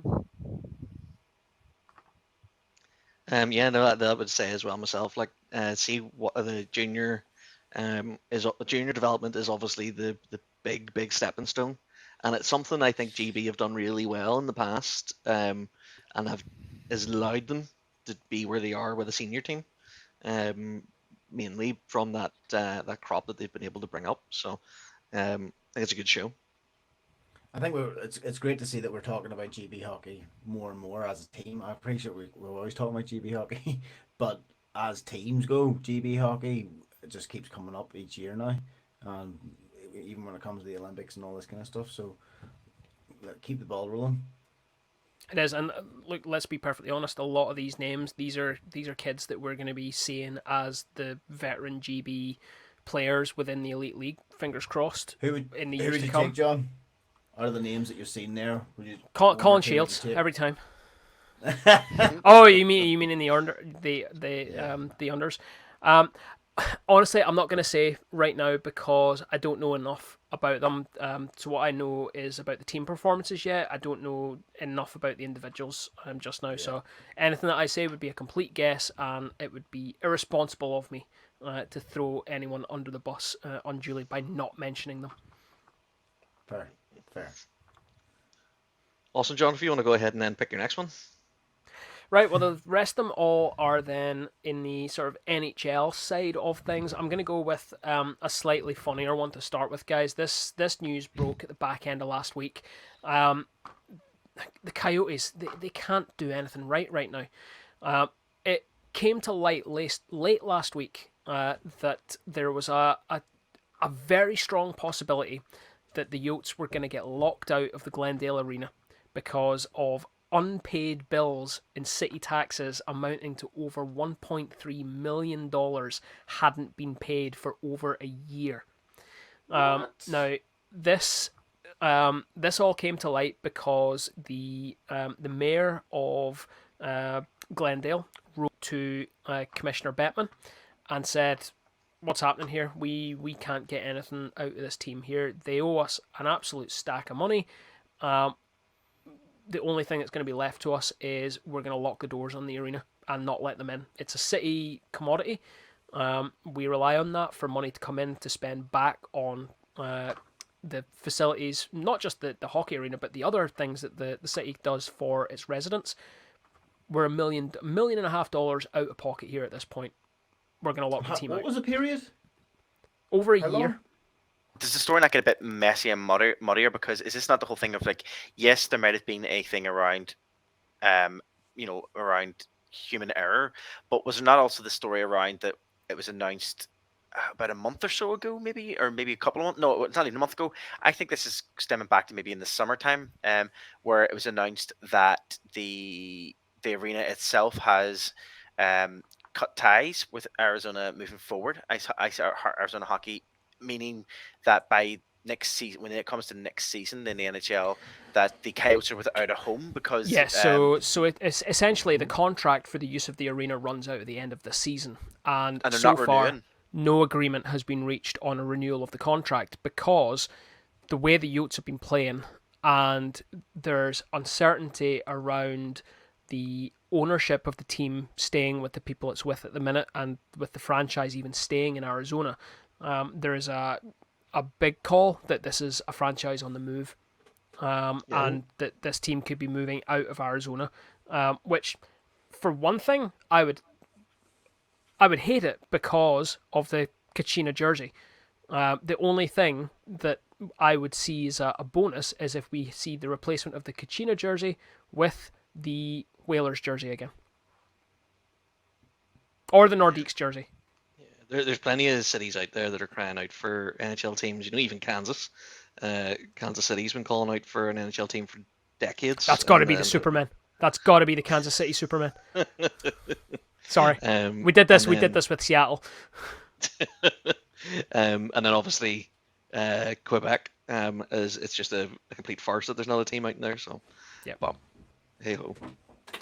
So yeah, it's going to be interesting over the next few months to see how that goes. We're sticking with the NHL, and I know that we're going to have a good discussion about the last one, which I'm going to hold till last.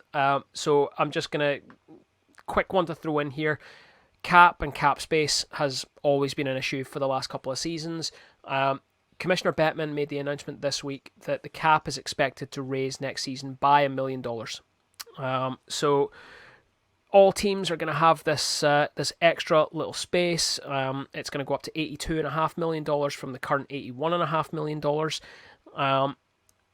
Guys, is this a slippery slope? Are we going to start to see them move back to the way things were without regulation before the cap? Is the cap even going to make sense anymore, or are these players overpaid for what they do?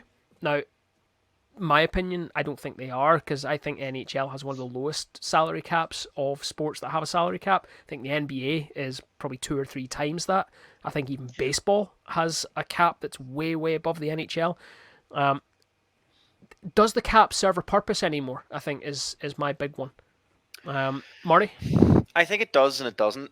I think it serves a purpose in that obviously it's trying to, I suppose, in fairness, what they're trying to do is obviously give it what we don't see here in the UK, in that there's not a clear, I suppose an equal footing and equal, it's a level playing ground.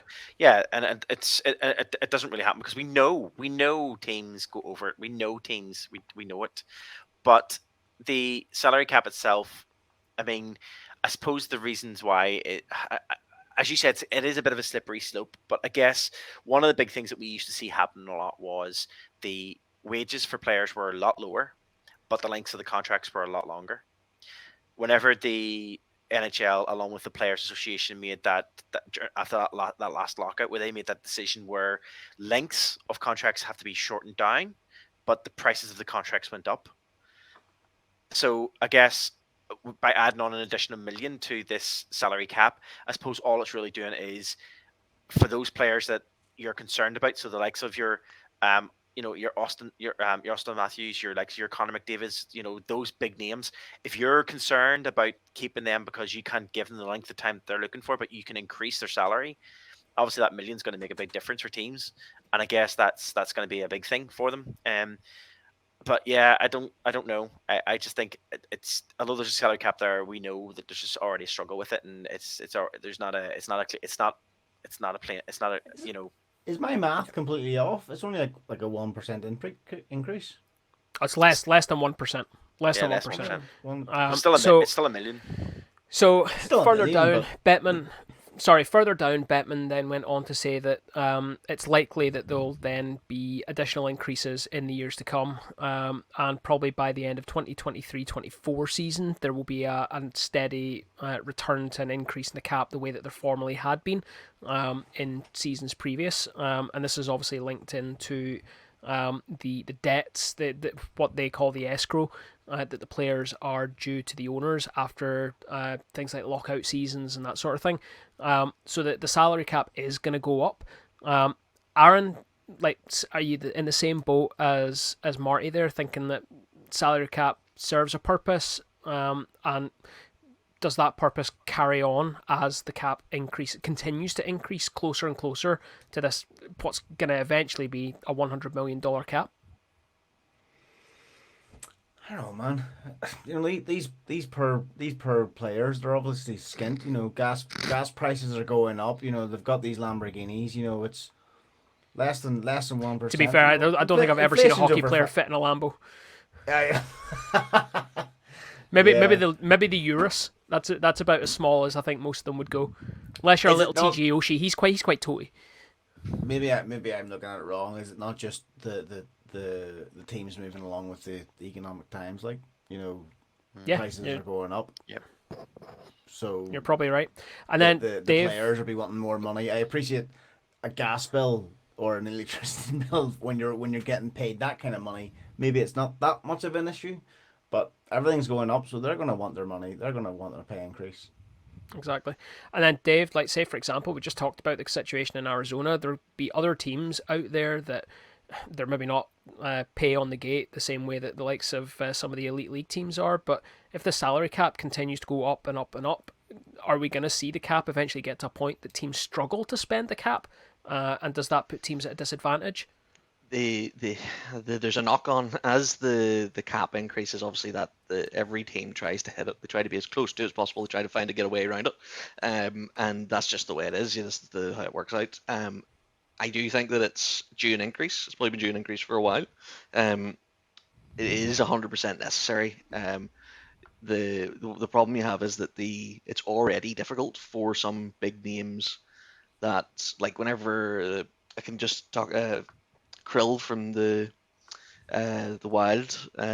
He was a rookie, one season in the NHL, and he was able to negotiate a 3-year deal for quite a bit of money because there is no cap in the KHL, and they were just going to throw money at him. And in the end up, they had to go toe to toe, and that was because at his age he had been playing in the KHL under a Wild contract for his development. And then that meant that he was getting offered mega money to come back to it. And I think that's why the cap needs to increase, is to give that sort of control to the clubs. One thing I do love about the NHL is that you literally can just Google player's name, salary, and you can see exactly what they're earning, and that's every player on the team. And that's, there's no hiding behind doors. There's no, paying somebody a hell of a lot more to just to keep them there. You can literally, anybody can go, oh well, I scored the same number of goals he did last year. Why am I not getting, the same sort of contract extension or whatever? So it's definitely something that I love to see, and I think the increase in salary cap will probably continue for a good few years to get it over.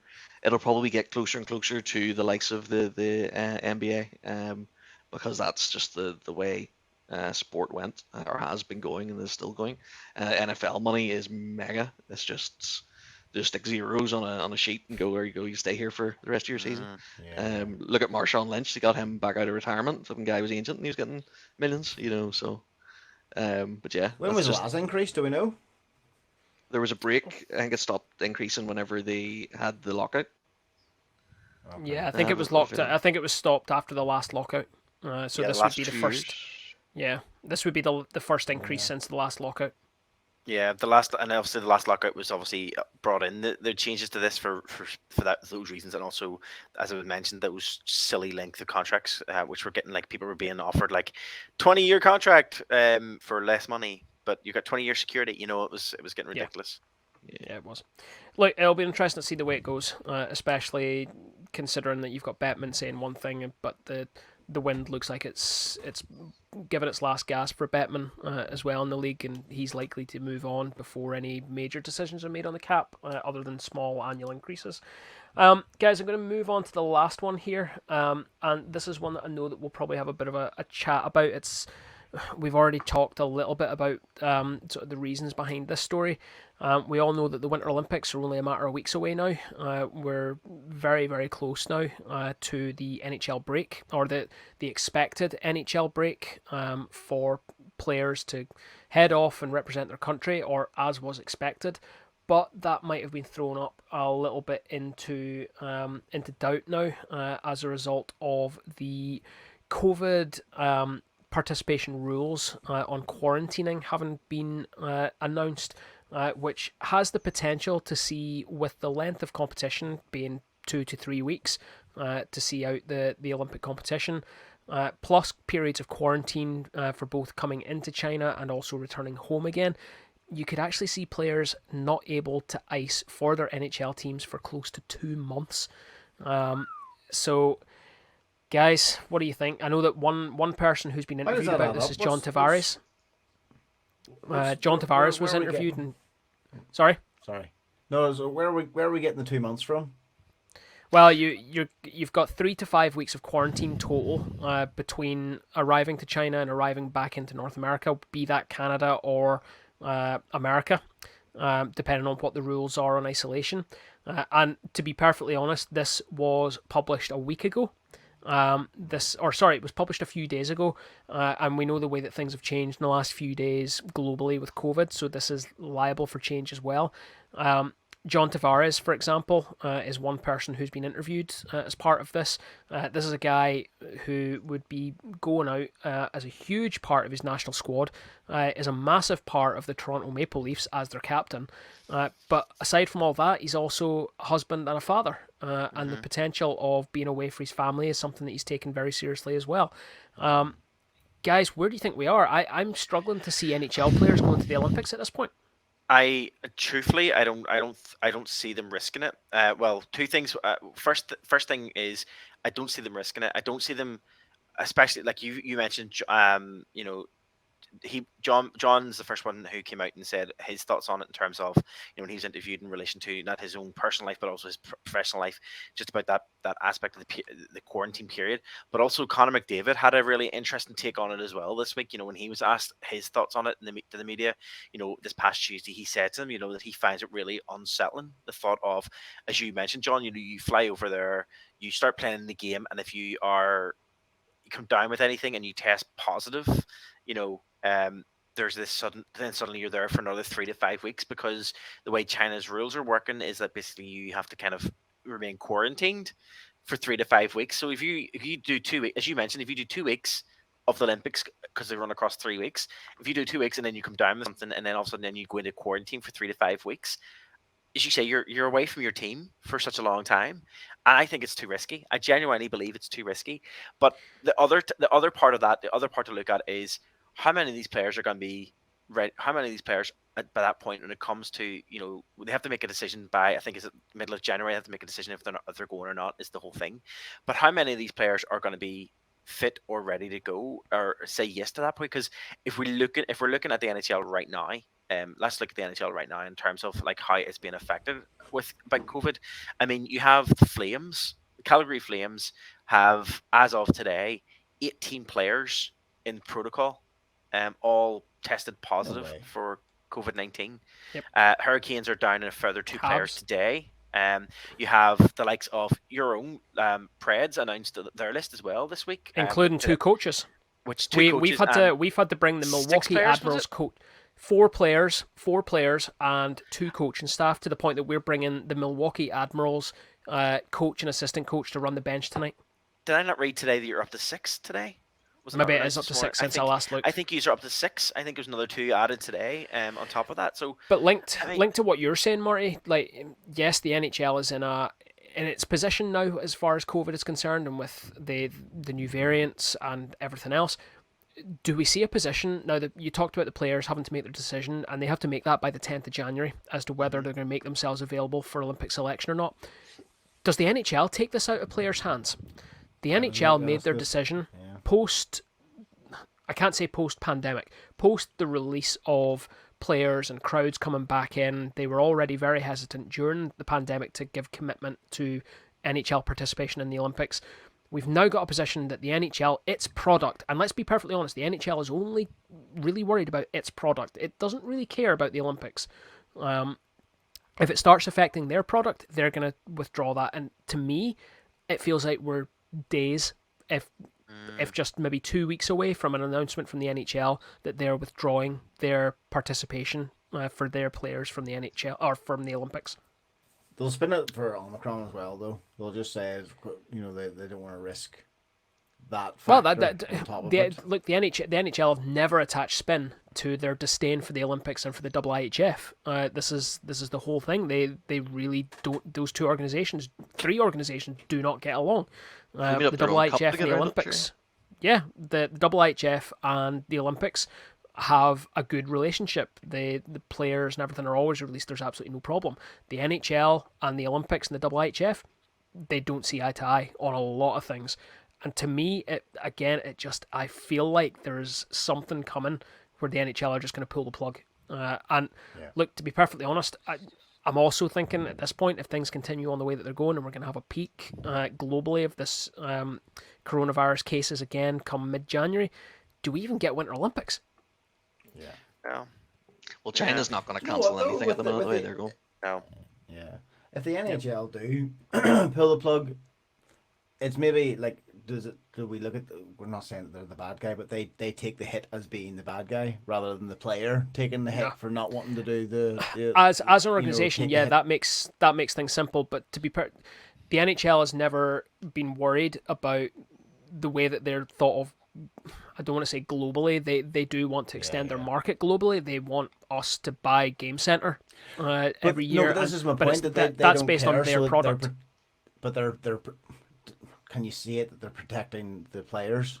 That's the way that they'll say it. They'll protect the perception that the players aren't. Not but going look, because they're.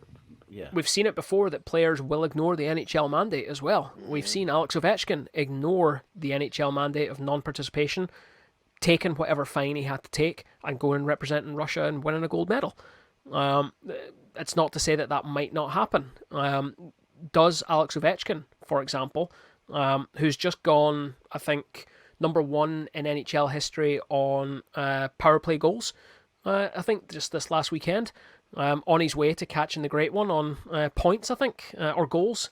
But does he, everyone knows the depth of feeling that he has for participating for, well, Olympic athletes from Russia or whatever they're actually called. They're not actually Russia. But we could see Alex go out and represent, and a handful of other players make the decision to ignore anything that the NHL say. And we've had this before. My biggest concern would be that I'm not entirely sure that we're going to get Winter Olympics. No.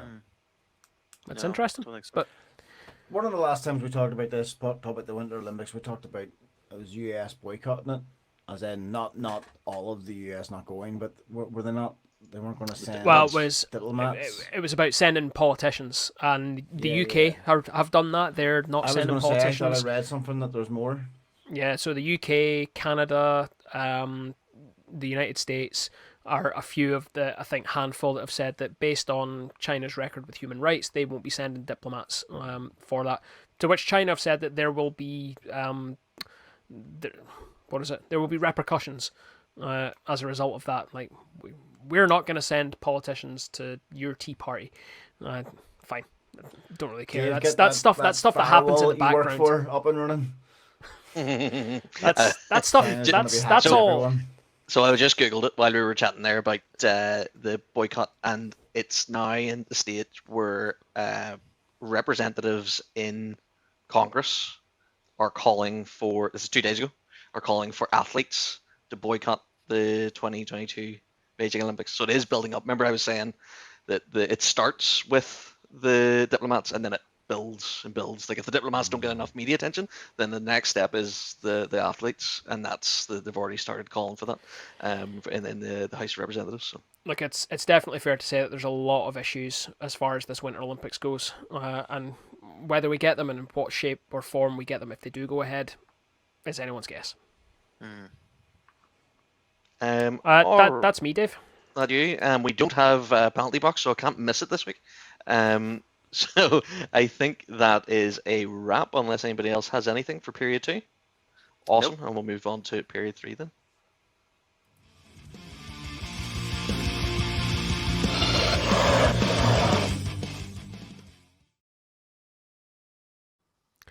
Period 3 then is our general Knocky News. Knocky News is where we get to talk about anything and everything else in the world of hockey that doesn't fit neatly into Period 1 or Period 2. Guys, actually, I didn't do all the homework in this period. Marty, you did throw something up there. We're all, I don't want to say avid gamers, we're all occasional gamers here.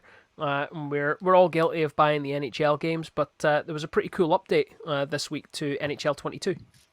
Yeah, I was just this came up and I kind of want to add it on. I do see myself as a bit of a gamer sometimes. Depends if the certain games that I play are classified as classic gamer games, but hey, whatever. NHL is one of those games that I do purchase every year and I do play every year. Although I haven't purchased this year's. Saying that anyway, but yes, there's an update this week where EA Sports have announced that they have added women's ice hockey teams to its National Hockey League, so the NHL, so the game, itself. So the EA Sports have added the game, so they're adding agreement. The agreement has been made a license deal with International Ice Hockey Federation, so IIHF, to include the men's and women's national sides to represent the World Championships. So they have been added, and it is a update that will update obviously the lines and the teams. So it is introducing women's national teams to NHL 2022 for the very first time. So this will be an interesting one. It will feature women's teams for the first time. Obviously, as the game starts, as we talked about it before, obviously with the rebranding of the women's game and stuff in the America, maybe we see come the next NHL game, which will be released again next September. Maybe we will see a further development with more female NHL or female teams added to the rosters as we move forward. So it's a good step, positive one, and yeah, as I say, I think. My guess is when we hit next year's release, we will have a female league maybe within the game, and maybe the option to build your custom player as a female player rather than a male player. Yeah, definitely. I'd love to see the PHL, the Premiership Hockey League, added into that. It's probably something that's been needed for a few seasons now, especially when the women's NHL was going. There's probably no reason not to add them in, but it's good to see that movement's finally been made.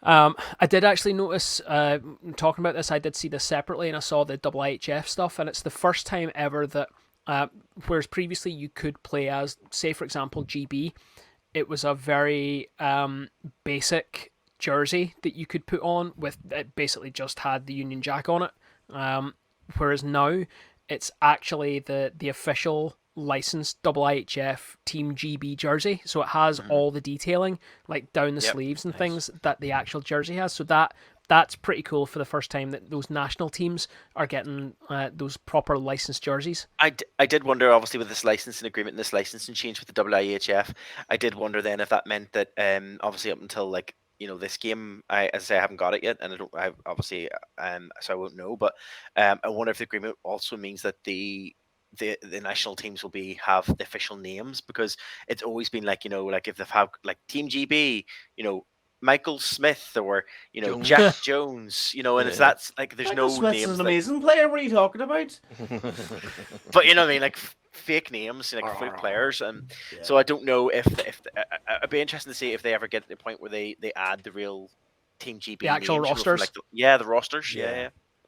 It would definitely be good to see that, but I suppose that's now down onto the IIHF to provide all that to EA, I would imagine, every year for as long as this agreement lasts. So yeah, it'll definitely be good to see. Guys, anything else to add on that? Nope, it's awesome. Nope. Right, cool. We'll batter on then. Guys, I noticed a really cool story this week on the NHL's website. This was the story of young Mia Wilson, a fifth grader from the New York area, massive Islanders fan. She entered a competition about how to change the game up and make it more accessible for everyone, and she noticed a major issue that when she was going to games, be them Islanders games or be them elsewhere, that when the puck went into the corners, she struggled to see it. And she's not the only one. Like, even where we sit in the SSE, if it goes into the corner quite close to us, or Directly behind far the net away as well. post corner, just behind the net. We don't really know what's going on there. We can't really see the puck that well. And she came up with something that sounds so incredibly simple, yet so incredibly intelligent that why nobody ever thought of it. It's the sort of thing that only a kid would tell you, and it makes perfect sense. Make them transparent. Make them transparent so that you can see everything, the whole ice surface, from no matter where you are on the ice. And to this is part of the NHL's 2020 Future Goals Virtual Science Fair, which was presented by the TV channel over in North America called SAP, which is a sort of science and political type channel, but it's sponsored through the STEM, Science, Technology, Engineering and Maths program that's sort of part funded through the NHL and the NHL Players Association's Future Goals program. And she won third place for coming up with this idea, putting her point across, putting her ideas forward, and she came in third place. And to be honest, it's absolutely brilliant. It includes the transparent boards on the corners specifically, not all of them, because even as a fifth grader, even as a 10-year-old, she understands that advertising boards are important for the game. But the corners in particular, and the penalty boxes and the timekeeper's box should be see-through so that you can actually see as much of the ice as possible. Like I said, it seems like a no-brainer. I'm glad that she brought, as you say, she's only done the corners. Well, not that I'm glad, but you brought up a point in my head I was going to ask. I was like, well, what about the advertising? They make a huge amount of revenue on advertising, but aren't they digital anyway? Aren't they? Like some of them are now Are they? on NHL? On Yeah, some of NHL, them are yeah, now. not the SSE, man. No, but like, No. oh, I know that. Our boards are bad enough. When you watch the Wild games, the actual boards themselves they're like one ad, but they're all one color. So it's like all green text, and then the whatever it is with ESPN then just overlay ads on top of it as the main place. Right, okay. And it looks like they're real, looks like they're proper digital boards, like. Yeah. Yep. So I was wondering, like even if they did make it all transparent the whole way around, would they still be able to do something like that for the TV where the adverts are still digitally placed on top? So look, That's class. Imagine sitting on that row. Imagine sitting there. I was about to say this obviously from a girl. It says here she obviously thought about it when she's at her brother's games or whatever. Don't know if it was NHL games. Don't know if it was if she's talking about so I'm guessing it's kids games. But I was thinking to myself, well, because if she's sitting in those seats in an NHL game, it must be worth some money. Well, look, she got third place now. So if she's going to Isles games, then she absolutely needs to be getting front row seats at Nassau now that they've moved to Nassau out of the Coliseum. So yeah, fair play. Well done, Maya. Or Mia, sorry, not Maya. Well done, Mia. And fantastic work on that. Can't wait to see what you come up with next to improve the game.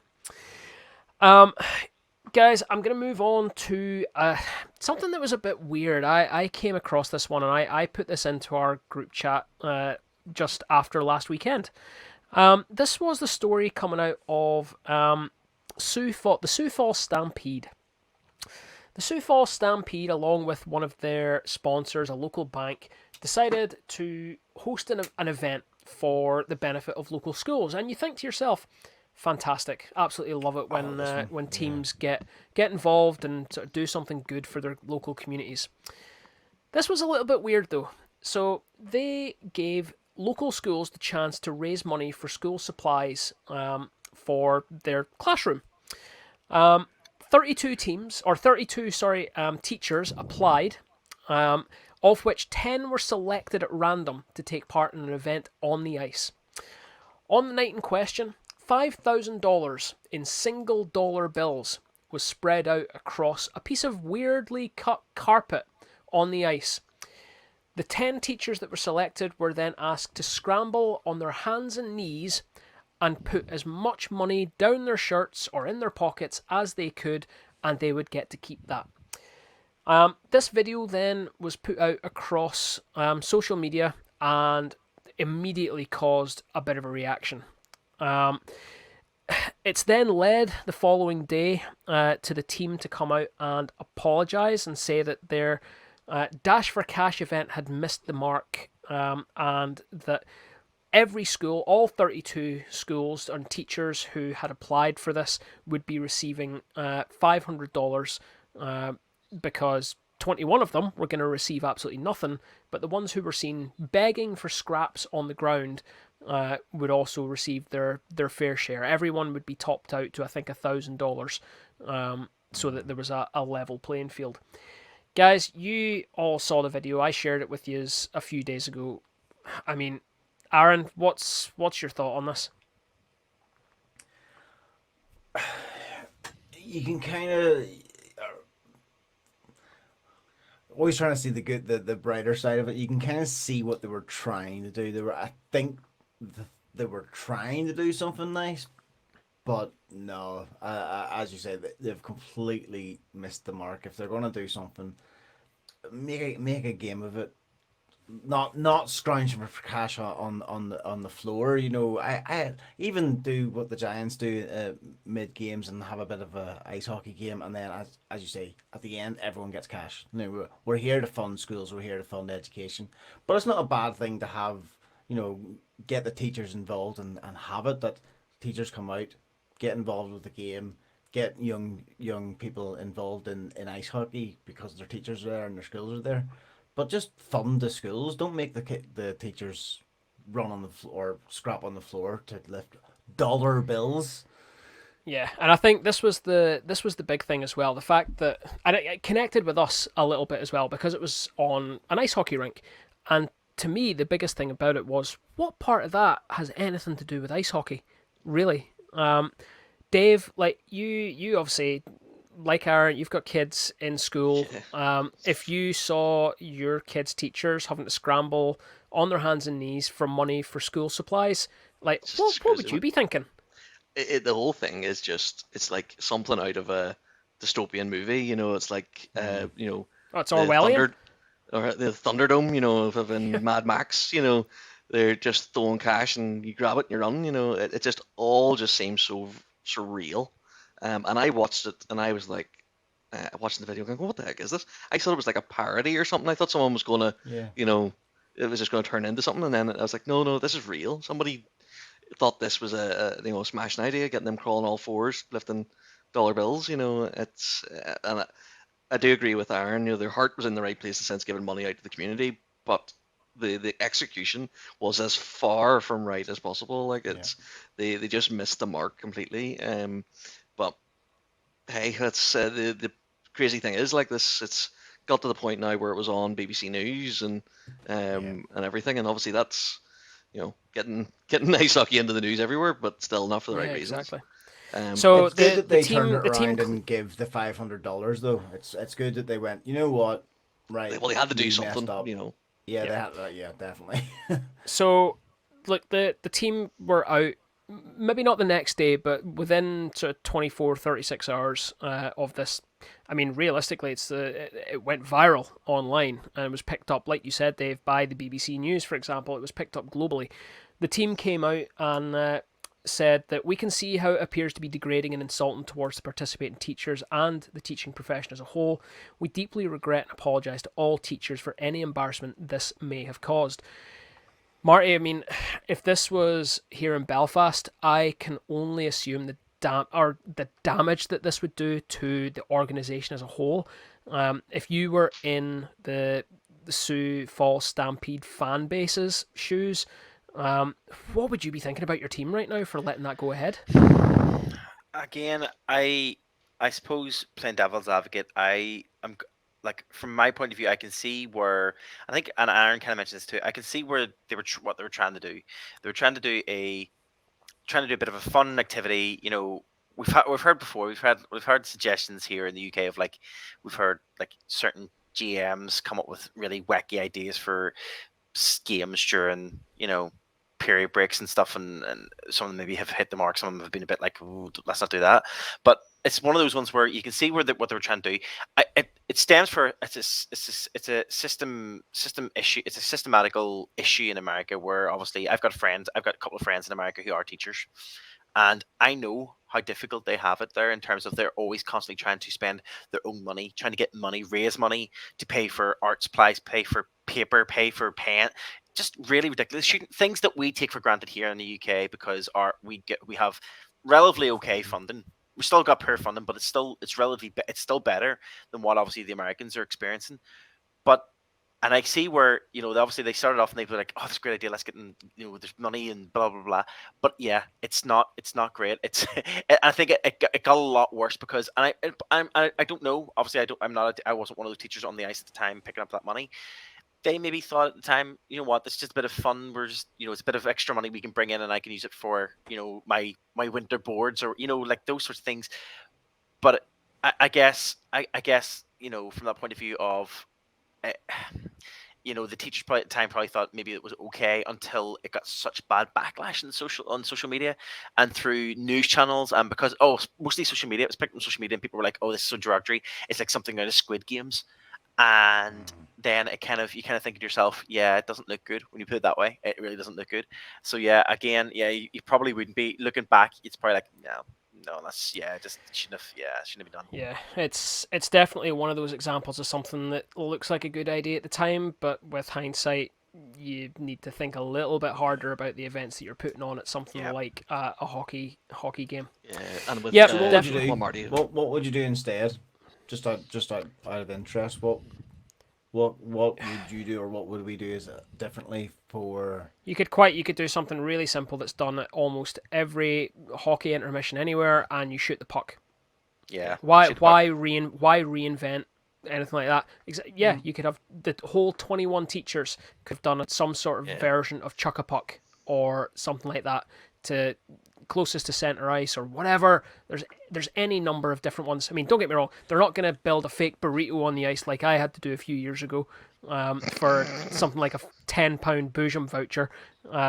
Or photos of that are still terrible. No, don't.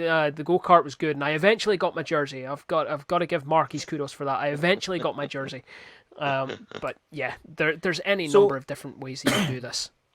Is it more about the fact that they're scrambling on the ground rather than not just getting, you've got like they're lifting up scraps, it's like it's you've got 10 people, not just, and the whole thing is that they're not all walking away with $500. There was a huge difference in the money that was collected by each. I saw a breakdown of it on social media. I think the person who got the most managed to grab something like $600 or $700. The person who had the least had only about $300. So it was down to, and granted, like that, if it's a game like that and you're doing it like that, then that's fine. But where the whole dystopian end comes in is you're actually talking about educating that area's children. Like that's where the biggest problem comes in. If this was a $500 competition for these 10 people off the street or in the stands, absolutely, probably no problem. But when you link it to the education of children, that's the bigger problem. Yeah. Well, this is where my point was. Like, if it's just the fact that they're on the ground, I think that's creepy personally. You've got teachers begging for money. It's terrible. Again, bad. But if you were to do bad, let's clarify this. But if you were, this is how you explained it to your son, wasn't it? Bad. Don't do this when you're a GM of a hockey team. Exactly. But by having a game where it's just shoot the puck into the net, and you had the same 10 teachers, and they walked away with different values. One teacher got 3 goals in, one teacher got no goals in. Then does that teacher with no goals walk away? You do something really simple that they start off with $100 no matter what, and for every puck that they get in the goal, they get another $100 up to $500. And because it's the teachers as well, I think that there would had to have been something just to give them when they got there. It's not just a normal game day thing. It's the fact that it's teachers. It's like it would be like having 3 charities standing there, and you're saying, well, your charity's not good enough to get anything because you couldn't scrape enough off the floor or couldn't hit the puck hard enough. It's because it's it's not just the plonker on the street. It's teachers, and that's the biggest problem, is because it's put forward as we are funding education in the Sioux Falls area. Are you though? When you're making them pick money up off the ground, that's really derogatory. But I would look, still have the same issue if it was I don't know, a group of yeah, 4 or 5 yeah, fans scraping the money off the floor. Like, yeah. I would do it differently. I would like you would. This is in a world where money's no. You'd have the kids do it. Let the kids earn their money. But it would be that you get to bring the teacher gets to bring their class to watch the game, and all the teachers. Maybe you don't do it with 10 teachers. You do it with 4 classes, right? And just for participating, they get that $500 or $1,000, whatever it might be, right? That's it. But what the teachers are playing for is free pizza or something like that for the kids. The money's there, the education's there, the funding for what they need for supplies is there. But what the teachers are, and that's why the kids are cheering their teacher on, because they're going to get free pizza, or they're going to get their player's scarf, something like that. That's how I would do it. Funding's there no matter what. Everyone walks away with the same amount of funding. What the teacher's playing for is just a bit more fun for the kids. The kids are going to get something out of it, and then they're cheering on like crazy. I think that's not one thing to watch. Yeah, that's one thing that's separate. I think that's separate to what they were trying to do. What they were trying to do was fund education, not about having the fun night for the kids. And I think it's just fallen completely flat, and it's not done what they wanted it to. And look, in the age of social media, you get away with absolutely nothing. That's the reality of it. And I think on this occasion, I'm perfectly happy for this team and the sponsor to have been called out on this. There are times where I think it goes over the top and people get called out for things they shouldn't be, but I think this one, I think they're right to get called out.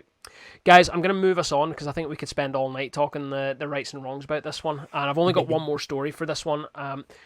Everyone who's anyone knows that we love a jersey, and I know that we talked about Halloween jerseys. We haven't really talked about Christmas jerseys because, if I'm honest, like the Christmas jerseys around the Elite League especially are just nothing special, so I don't think we're even going to talk about them.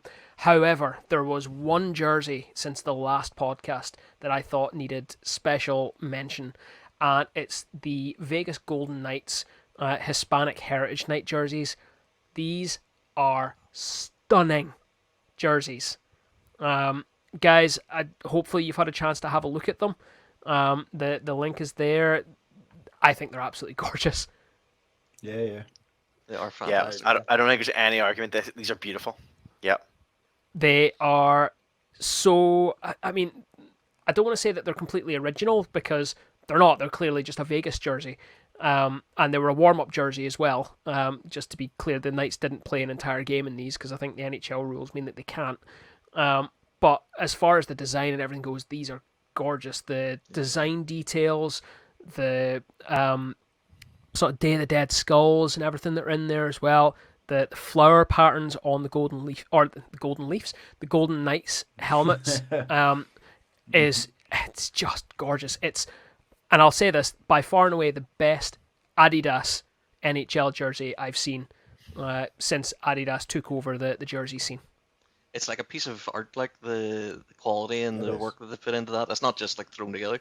That's proper thoughts went into that. And that looks gold rather than yellow, like the Preds. It's a proper. Oh, the less said about Preds jerseys, the better. We've all seen the Stadium Series jersey. Let's just move on, guys. That takes us to the end of Knocky News, and we move on to the Star segment. The Star.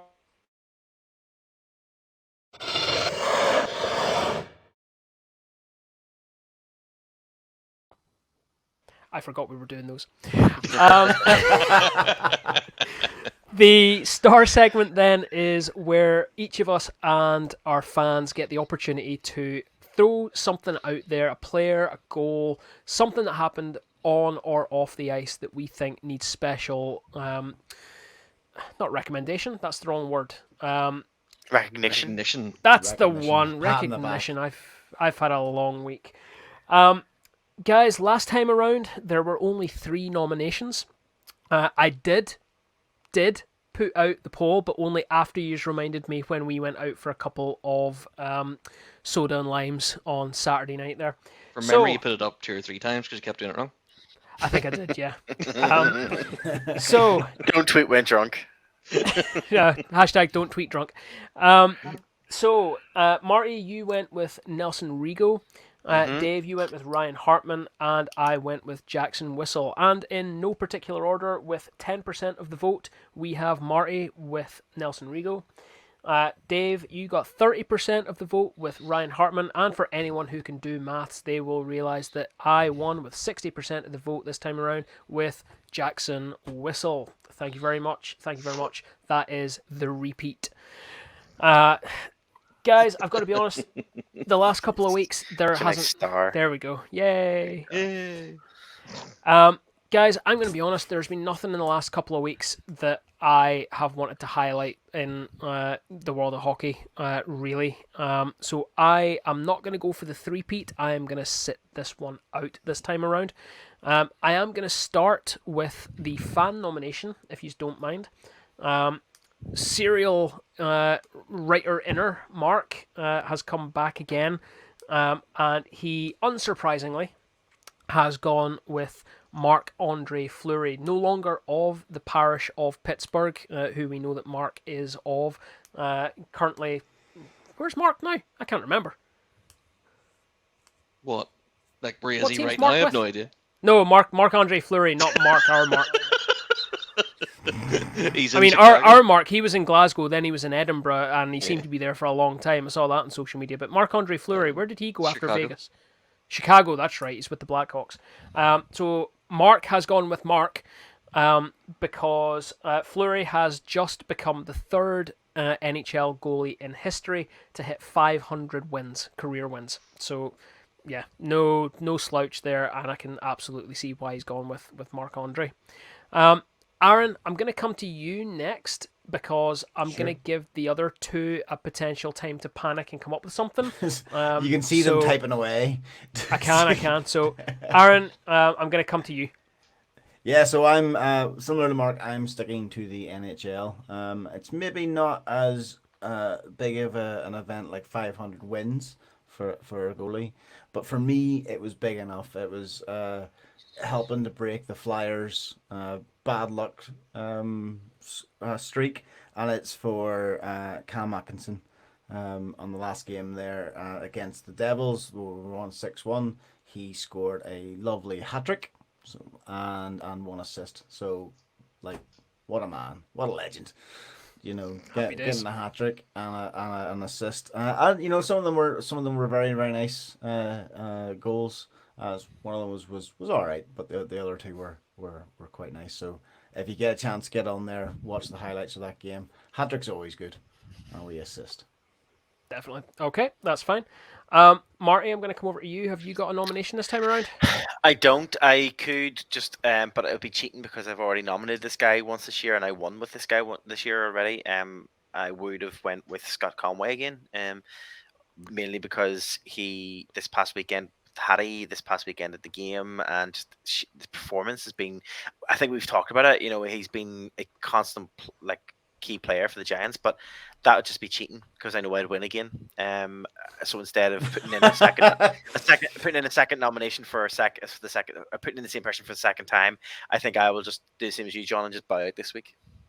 Okay, and Dave, I think I know the way that this is going here, and it's going to be close to a two-horse race, but have you got a nomination this time around? I do have one. I'm going to go with Cam Talbot making the All-Star game for the Minnesota Wild, and probably one of the leading netminders this season.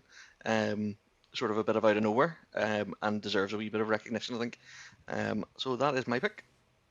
I like that everyone's gone for the NHL because, kind of as Murray says, with these games, if you stick to the local guys, you're more than likely to vote for the local guys, and this is all three NHLers. I think. Yeah, there's going to be a lot of our listeners going, Cam Talbot, who's it? Cam Talbot, Cam Atkinson, Fury. I've heard of the term Fury. I'll vote for that. So there we go then. This time around, we have three nominations. From the fan nomination, we have Marc-Andre Fleury. Aaron's is Cam Atkinson, and Dave's is Cam Talbot. Marty, that then takes us to overtime. It does indeed.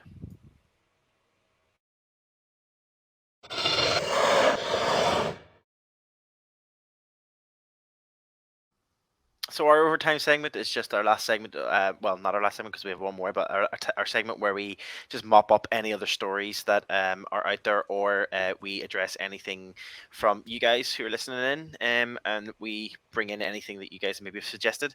We have one piece for this week's overtime segment, and it's just a wee bit of a follow up just from again Mark, who put through the fan. Put through his fan of the week, or sorry, his star of the week. He also came back to us. We had talked about, and if you guys remember, cast your minds back to our last episode, we talked about the purchase of the Penguins by FSG, obviously taking over the key ownership of the team. However, with that, we have Ron Burkle, and we still have Mario Lemieux still holding on to 5% of the ownership of the team each. So we had to say it about, obviously we could say it from a point of view in terms of what we've seen and what we read, but what was the fans' opinion on if this was a good move? Was it a good thing that happened? So Mark has came back as we asked, and has just said that from his point of view as a Penguins fan, as we know, that he knows from seeing others talk about they're delighted about takeover. They're happy to see that Mario and Ron are still involved as it continues the legacy and the history of the team over 40 years or so now. So it's a massive thing obviously to keep there. I suppose the big thing about it is moving forward that there's a solid financial backing, solid plan moving forward for the team. It gives them a bit of I suppose a strong movement going forward, where previously there's been maybe some concerns about bankruptcy and then concerns about whether or not like two people can hold the team financially. So I guess behind this, it kind of obviously helps with that sort of thing. I guess one of the big things about it is obviously COVID related issues. Obviously that played a massive impact as well financially, as well as things like for the first time ever in 14 years, the gate was down in terms of like less people coming through. So I suppose from his point of view is that the biggest thing is probably the financial security. And I suppose for them, that's one of the biggest parts of it and one of the strongest parts. So hopefully I've done that justice, and that answers kind of what Mark has given us. But yeah. I think an interesting one as well that he says, you talked about the drop in the gate as well. Didn't realise that it was a 14-year sellout streak that they had for all games was broken just there recently. Yeah. So that's the whole thing. Is there a waning of interest because they haven't really been contenders? And the fact that this financial backing, you've got the likes of Sid, and Mark makes the point that Sid is one of a few names there that are in the twilight years of their career. And with this financial backing, does that make a rebuild less painful? And does it make it shorter potentially than a lot of other teams when they do their rebuild? And yeah, you can't argue if you've got deep pockets and you can continue to pay guys and field or ice a team that's on the cap. Meanwhile, you're still paying out salaries to team or players that you've put down to the lower minor leagues, or players that you've put out on waivers, and you're continuing to pay some of their salary. Then yeah, having that money available makes things a lot easier. Yeah, indeed. And it's great. It's great that Mario Lemieux still and others are still part of it. Like that's fan favorites. Like you want to keep them guys in there. And I should probably also apologise properly. So I think when we talked about it last time, I insinuated that Mark was a Liverpool fan. And like I said on Twitter, Mark, you're just guilty by association with Campbell. That's all it is. So sorry about that, mate. Yeah, indeed, you did make that. We did have a conversation, and I think. Was that through Twitter as well? I think it was. Yeah. Guys, that's it. Nothing else in our overtime segment for this week. We have one segment left, which is obviously one of our favourite segments, and we can't finish the episode without doing this segment, and that is, of course, our ABCs of hockey.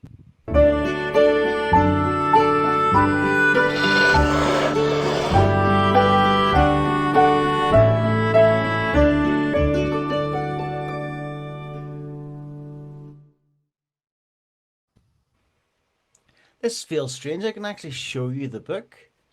Oh my god, copyright, can he do that? Hide it. It actually is blurred out, to be fair. Like an automatic blur.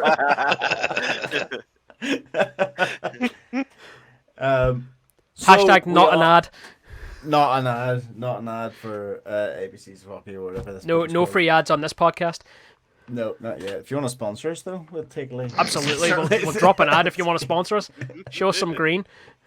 We're happy to sell beer. Yeah. So this week we are on the letter Q. I'll keep this short because I think we're over the 2 hour mark now. So, what do you think, guys? Q's is a difficult one. I had one guess for this when I knew it was Q coming up, and I've already said it tonight. I can only think of Quebec. Yeah, Quebec that'd be- Nordiques. Yeah, my guess would have been Quebec as well. It's the only thing I could think of. I think everyone. Oh, am I lagging? Oh, am I here? Stop looking at your video. This thing makes no sense to the people who are listening to the audio podcast. We're primarily Is the an audio audio fine based. though? Yeah, audio's Is absolutely the fine. audio fine? All right, okay. See, I don't know whether the audio is good or not. So, yes, you're absolutely right. John, you mentioned Quebec, and Dave, you mentioned Quebec today as well. So what it says in the book, let me just check my book here. Where's Q in the alphabet? Towards the end. Q is for Q is for Quebec, where Les Canadiens have won most cups. Apparently, and I was like, really? I guess When was your they book have. written? Sorry? As in the Canadians or the Canadiens. Canadiens. Hold on. Montreal. So the Canadiens. Habs, That's the Canadians. Habs have won more cups in Quebec than any. What? Yeah, Or are the Nordiques the most successful?